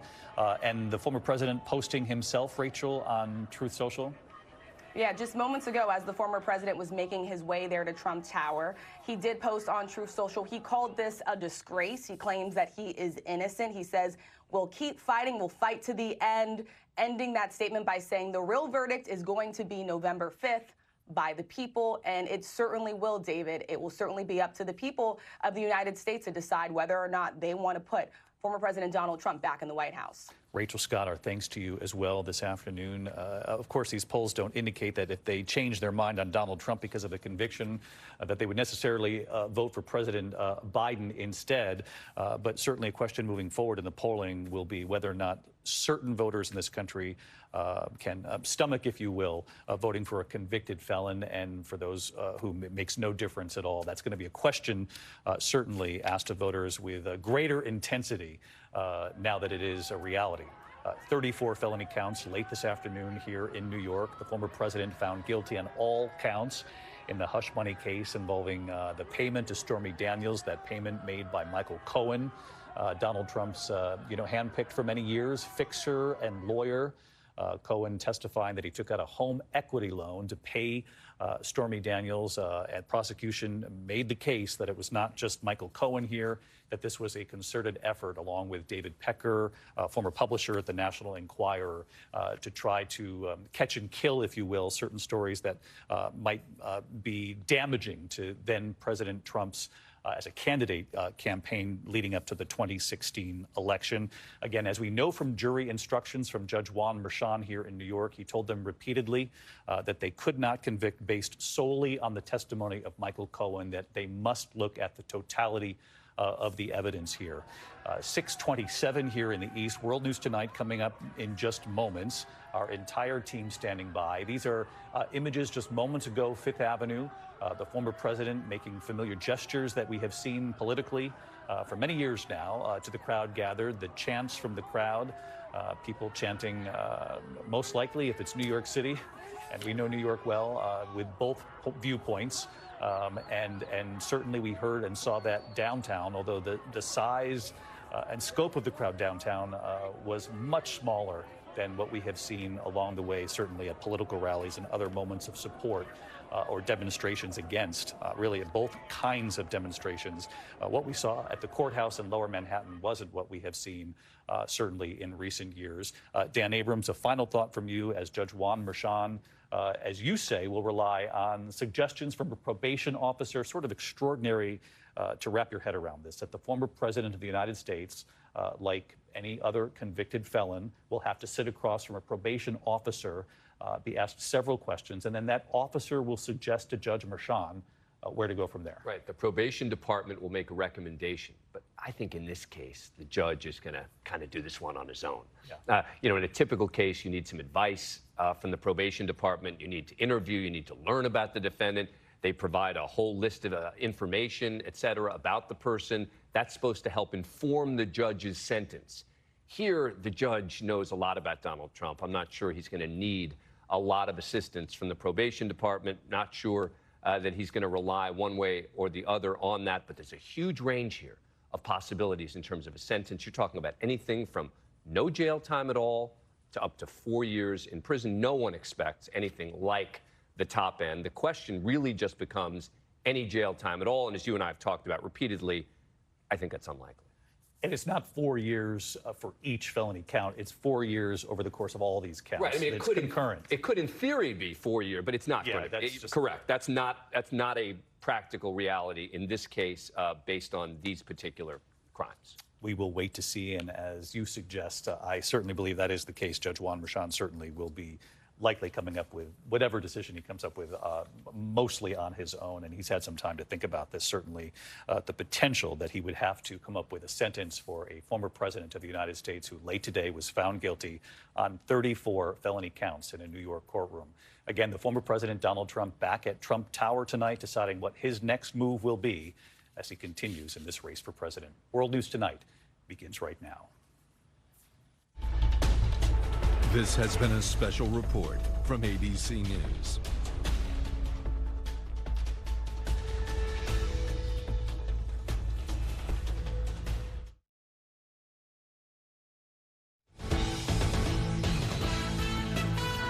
From ABC News World Headquarters in New York, this is World News Tonight with David Muir.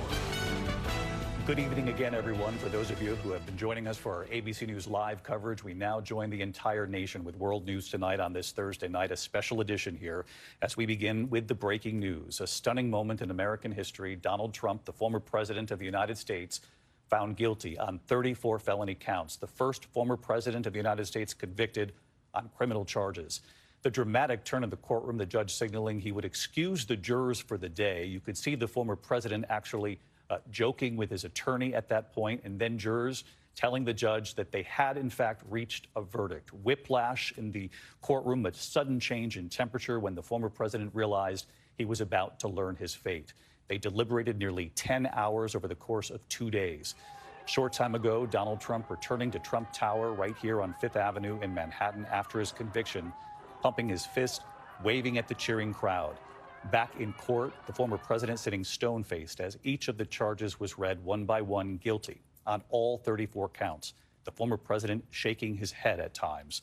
The former president reacting immediately, coming before the cameras, calling the trial rigged, disgraceful, saying, quote, the real verdict is going to be November 5th by the people. A short time later, we all witnessed here as we were carrying this live on ABC, the former president seen leaving the courthouse, getting into an SUV. The Secret Service there gathered to drive back to Trump Tower. He will return to the courthouse on July 11th to be sentenced by Judge Juan Merchan, just days before the Republican National Convention. In fact, that sentencing 4 days before the RNC meets. Our chief legal analyst, Dan Abrams, with me here on the desk. We'll go to him on what this means, the law, the decision, this moment in history, and our correspondents with reaction. Mary Bruce is at the White House tonight. Rachel Scott on Capitol Hill with reaction from Republicans, what this does in the race for president. But first, the dramatic scene that played out late today from our senior investigative correspondent, Aaron Katersky, leading us off at the courthouse. Tonight, former President Donald Trump defiant, arriving home at Trump Tower after being found guilty as charged of all 34 counts of falsifying business records. Trump, now a convicted felon. The historic verdict coming after nearly 10 hours of deliberations. A unanimous jury of 12 New Yorkers made Trump the first president in history to be a convicted criminal. It was an extraordinary turn in the courtroom. Just moments before jurors signaled they had a verdict, Judge Juan Merchan indicated he was going to excuse them for the day. Then a dramatic shift. Trump went from joking with his attorneys to sitting stone-faced, looking down as the jury read the verdict count by count. Prosecutors proving Trump falsified business records to conceal a $130,000 hush payment to porn actress Stormy Daniels to keep her story from voters before the 2016 election. The former president then marching out of the courtroom with his lawyer Todd Blanche by his side. This was a rigged, disgraceful trial, but the real verdict is going to be November 5th by the people. And outside court,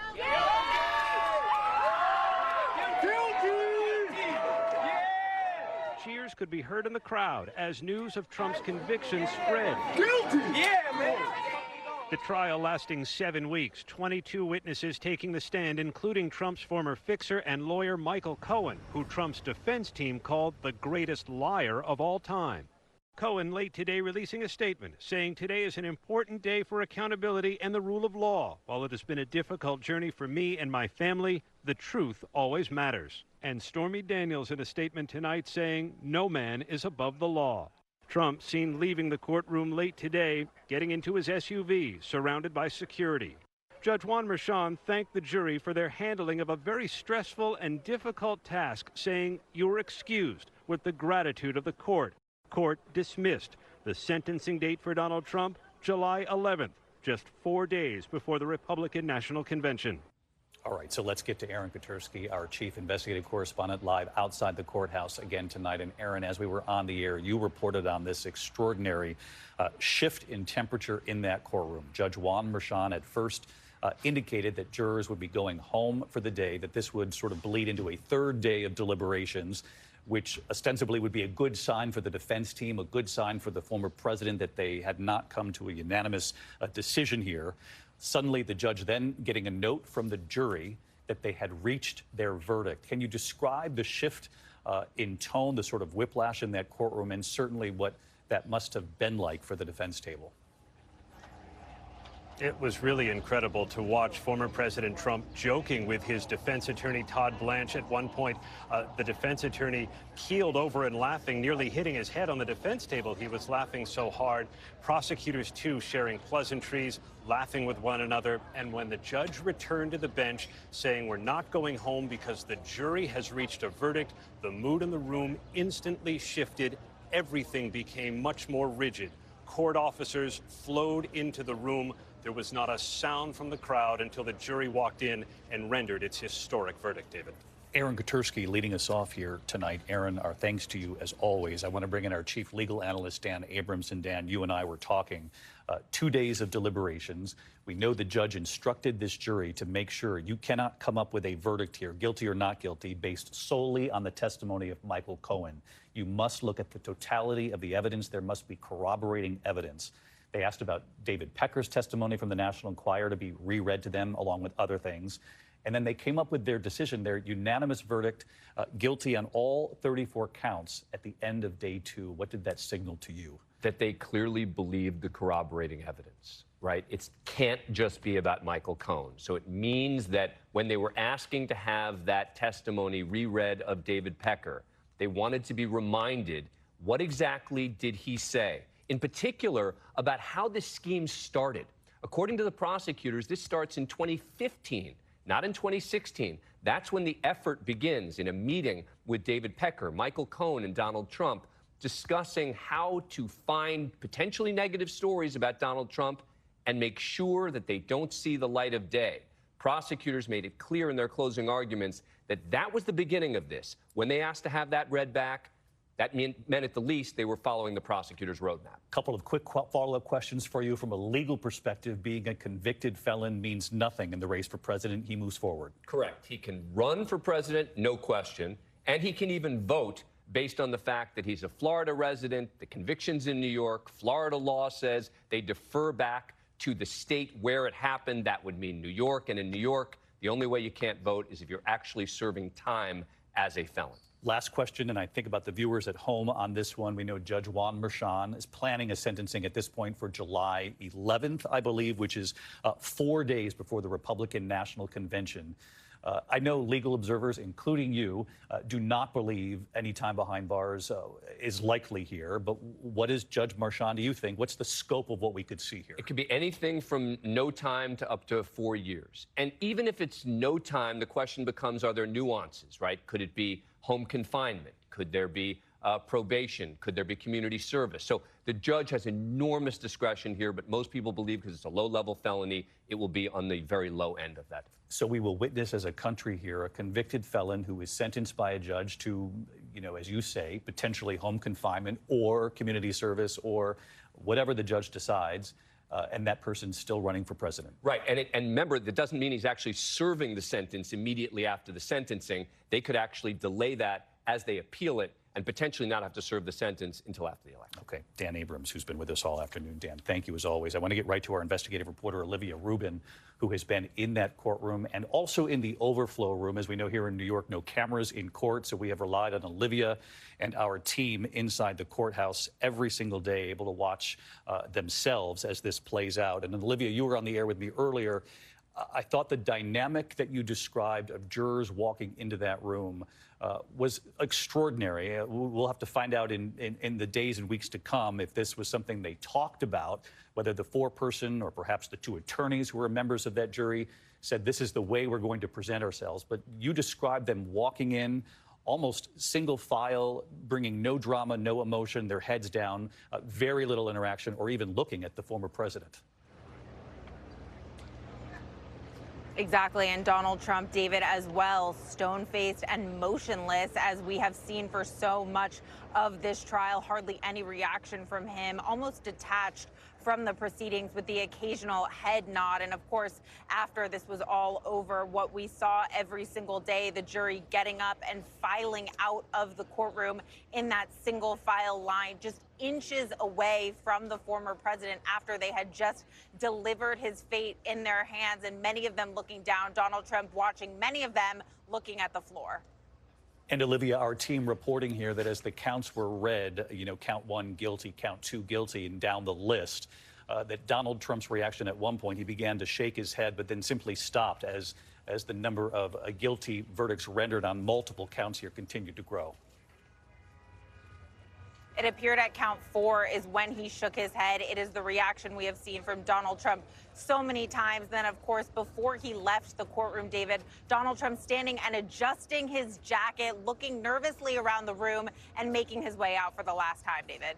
Olivia Rubin tonight. Olivia, thank you. Let's get right to our chief Washington correspondent, Jonathan Karl, tonight. John, the race for president. Folks at home, you know, we've seen this in the polling, have said overwhelmingly that they did not want a Joe Biden-Donald Trump matchup. It is what the country is staring down now as we head toward Election Day. The national polls show this is a 1 or 2 point race. In many of the key battlegrounds, Donald Trump actually ahead of Joe Biden. The question going forward, and pollsters are likely going to ask this right away, is does this conviction change any of the minds of those who have said they would vote for Donald Trump? And David, pollsters have been asking this question hypothetically, saying if Donald Trump were to be convicted of a crime, if he were to be convicted of a felony, would that change your support for him? The overwhelming majority of Trump supporters have said no. But there have been, on average, in polls, including an ABC News poll just a month ago, 20% of voters who say they would support Donald Trump, who would say that they would at least reconsider their support for Donald Trump if he were to be convicted for a felony. If that holds, that could be devastating to his presidential campaign, again, given how close this is. But will it hold? I mean, we just don't know, David. It's important to remember Trump is now, he was indicted on 4 different venues, 2 federal, 1 state, now this one in New York. And each of those indictments actually only helped his campaign. He actually only improved after being indicted. So we'll see what happens now that an indictment has led to a conviction. John Carl with us as well. John, thank you. I want to bring in our executive editorial producer, John Santucci, who's covered Donald Trump for many years. And John, you have inside reporting from within the Trump campaign, within the Trump family. It's my understanding it was Eric Trump who was in the courtroom today. Other children have been in the courtroom along the way, but noticeably absent Melania Trump and Ivanka Trump. Yeah, it's interesting, David. Eric Trump has been by his father's side for much of this case, many of the other cases. But of course, his brother Donald Trump Jr. had also been there earlier in the week. Ivanka and Melania have not been present at any of Donald Trump's court cases or any, of course, of his campaign events for this cycle so far. David, tonight I can tell you with inside the Trump family and inside Trump's inner circle, surprise in 2 ways. Surprised at how quick this verdict came down, but not a lot of surprise, David, in what the verdict ultimately was. At least at the outset, they know there's a positive to this. They have reported that their site has crashed when it comes to fundraising. But then there's the reality in the weeks to come that they have to run with the former president, now a convicted felon. David, and actually just moments ago, my colleague Sue Ren Kim and I learning Donald Trump tonight is actually participating in a fundraiser here in New York, so continuing that push, David. John Santucci with us. John, thank you. Let's get right to our chief White House correspondent, Mary Bruce. Mary, you were on the air with me earlier and reported in real time as it was coming to your iPhone reaction from the Biden campaign. We witnessed, and you have reported many nights here, the president seldomly actually even pointing out that Donald Trump was in the middle of this criminal trial, other than to sort of needle the Trump campaign, saying the former president is busy, I hear, in so many words. I paraphrase. Does that tactic change moving forward? Well, David, we still have not heard directly from the president himself yet, but his campaign says that today shows that no one is above the law. Look, this verdict, there's no question. It is a political gift to Democrats and the president, but his campaign is being careful not to celebrate this too much. They don't want to be seen as feeding into Trump's narrative that this was all something of a political hit job. That's something that the president adamantly rejects. Instead, tonight, in a somewhat muted statement, the campaign says today's verdict does not change the fact that there is still only one way to keep Donald Trump out of the Oval Office, at the ballot box, saying convicted felon or not, Trump will be the Republican nominee for president. David. All right, Mary Bruce with us at the White House. Mary, thank you. Let's bring in our senior congressional correspondent, Rachel Scott, because Rachel, reaction came in very swiftly from Republicans on the Hill, Republican leaders across this country. They are united behind Donald Trump.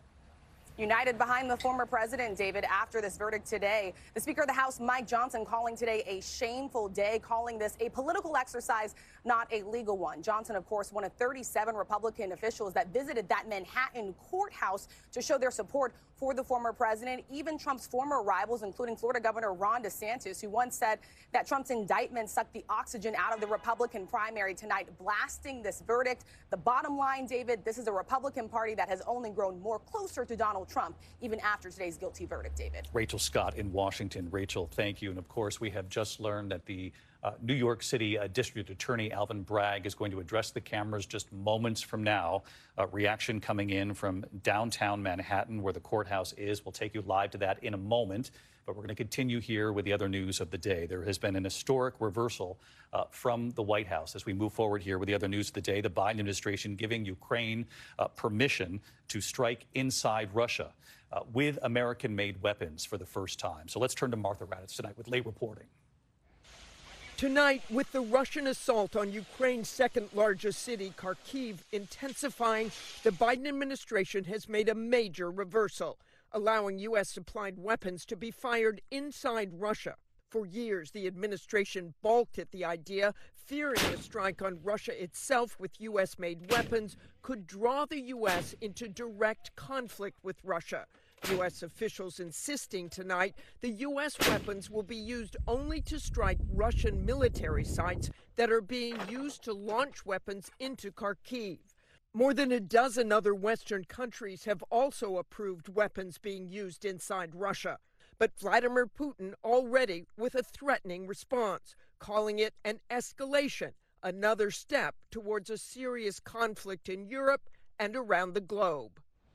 It will be the Pentagon that will coordinate exactly where the weapons can strike inside Russia. But, David, there is no question this is a big change. David? Martha Radis reporting from Washington. Martha, thank you. We have just learned Alvin Bragg, the DA here in New York, addressing the cameras. We're going to pause here so that the entire network can join us. Stay tuned.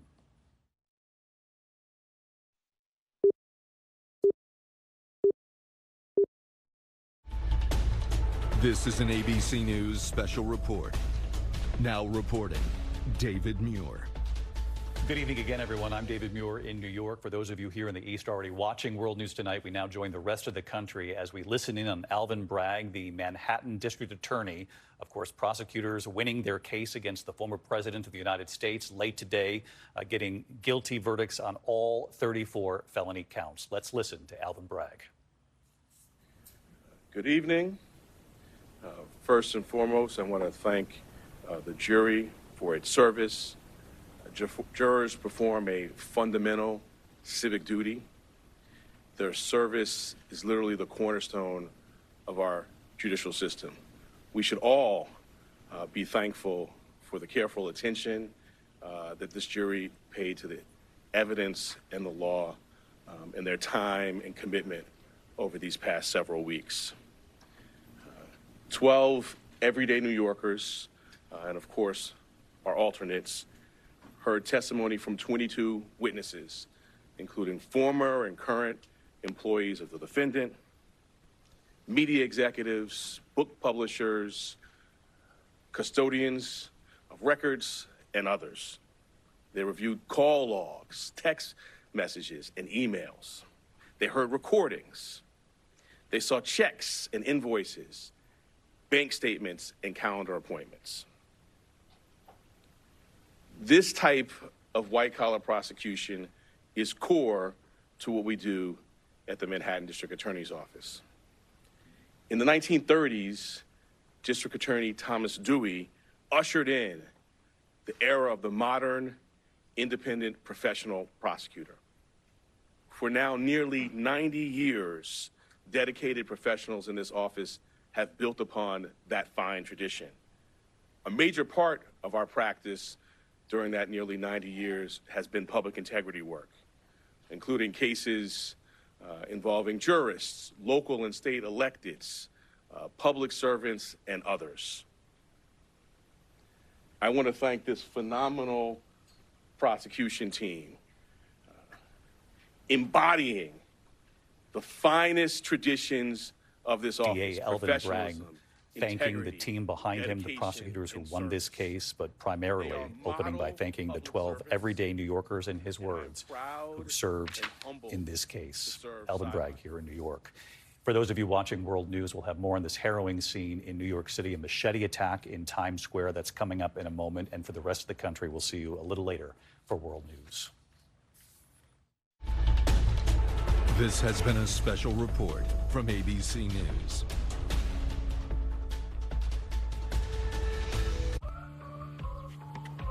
Stay ahead of your moderate to severe eczema and show off clearer skin and less itch with Dupixent, the #1 prescribed biologic by dermatologists and allergists that helps heal your skin from within. Serious allergic reactions can occur that can be severe. Tell your doctor about new or worsening eye problems, such as eye pain or vision changes, including blurred vision, joint aches and pain, or a parasitic infection. Don't change or stop asthma medicines without talking to your doctor. Ask your eczema specialist about Dupixent. Once retired, Marcus decided, I will never again work for another man or woman. I abandoned my corporate phone plan, and I'll get a new plan with Consumer Cellular for up to half the cost. In February, you decided not to bring a case against Donald Trump. You criticized then. You criticized when he defended him in March 2023. You criticized when people didn't start to understand that case. How do you think of all that now, seeing the results of that? Can you kind of put that in context with your personal history? I did my job. Our job is to follow the facts and the law without fear or favor. And that's exactly what we did here. And what I feel is just gratitude to work alongside phenomenal public servants who do that each and every day in matters that you all write about and make the press, and in lots of matters that you don't. I did my job. We did our job. Many voices out there. The only voice that matters is the voice of the jury, and the jury has spoken. Could I ask Mr. Steinglass, many people said the prosecution was masterful and flawless. Just want to know how you feel at this moment. Sorry. How do you feel? Mr. Steinglass, I think some of you probably saw him speak for a little bit the other day. So he's done his job, as has this team. And he just told me, tell him how I feel. I think you said that. I will just say just enormous gratitude. You know, our system, I talked about the jurors at the beginning of my remarks. We have a phenomenal system. 12 everyday New Yorkers. They listen to... All right, you were just listening to the New York District Attorney, and he said, quote, the only voice that matters is the jury. So we're going to continue to follow this throughout the rest of the day today. This has been our breaking news story, and of course, for weeks now, we have been following this trial. And as you can see, Paul Cicala joins me now for a preview of ABC 7 at 5. Hi, Paul. Hey, good afternoon to you and everybody in the El Paso, Ciudad Juarez, and Las Cruces area. Coming up on ABC 7 at 5, the most dangerous days for teens is between now and Labor Day. Why traffic safety experts say this time of the year is referred to as the 100 deadliest days. ABC 7's Ty Marshburn will have that story. Plus, more than 34 guilty verdicts that came down just over 90 minutes ago in the felony trial of former President Donald Trump. Your favor. If a jail sentence is in the cards, it is likely that Trump and his attorneys would seek a stay on enforcement of that sentence pending appeal. If that were the scenario, would your office object to staying the sentence? I'm going to let our words in court speak for themselves when we get to the sentencing matter. I'm not going to address hypotheticals. They raise arguments, we'll respond. And I think your question really underscores an important point. This is an active, ongoing matter, right? We have other phases of this going ahead. We will continue to do our speaking about this matter, about issues like that in court. From day one, kind of the viability of this case has been questioned in all sorts of media outlets, all over the place, including from the defendant himself. Can you respond to any of that, how you feel now that you've gotten the conviction? So my response, again, is I did my job. And I think particularly I talked about the history of the office. You know, my personal history, I started as a prosecutor in 2003 in the Public Integrity Unit in the New York State Attorney General's office. I served also in the Public Integrity Unit in the Southern District of New York. These are kind of cases I've done personally, and it's a hallmark of the tradition of this office that I'm proud to lead. And I don't want to go into the whole body of litigation, you know, but we now have a federal court decision ruling on the legal theories.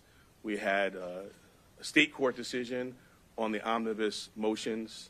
But most importantly, today we have the most important voice of all, and that's the voice of the jurors. They have spoken. Donald J. Trump has been convicted of 34 counts of falsifying business records. Thank you. District Attorney, your office has been investigating this case since 2018. Are you concerned about retribution if Trump is elected president? You went to the Supreme Court twice. Any comment on that?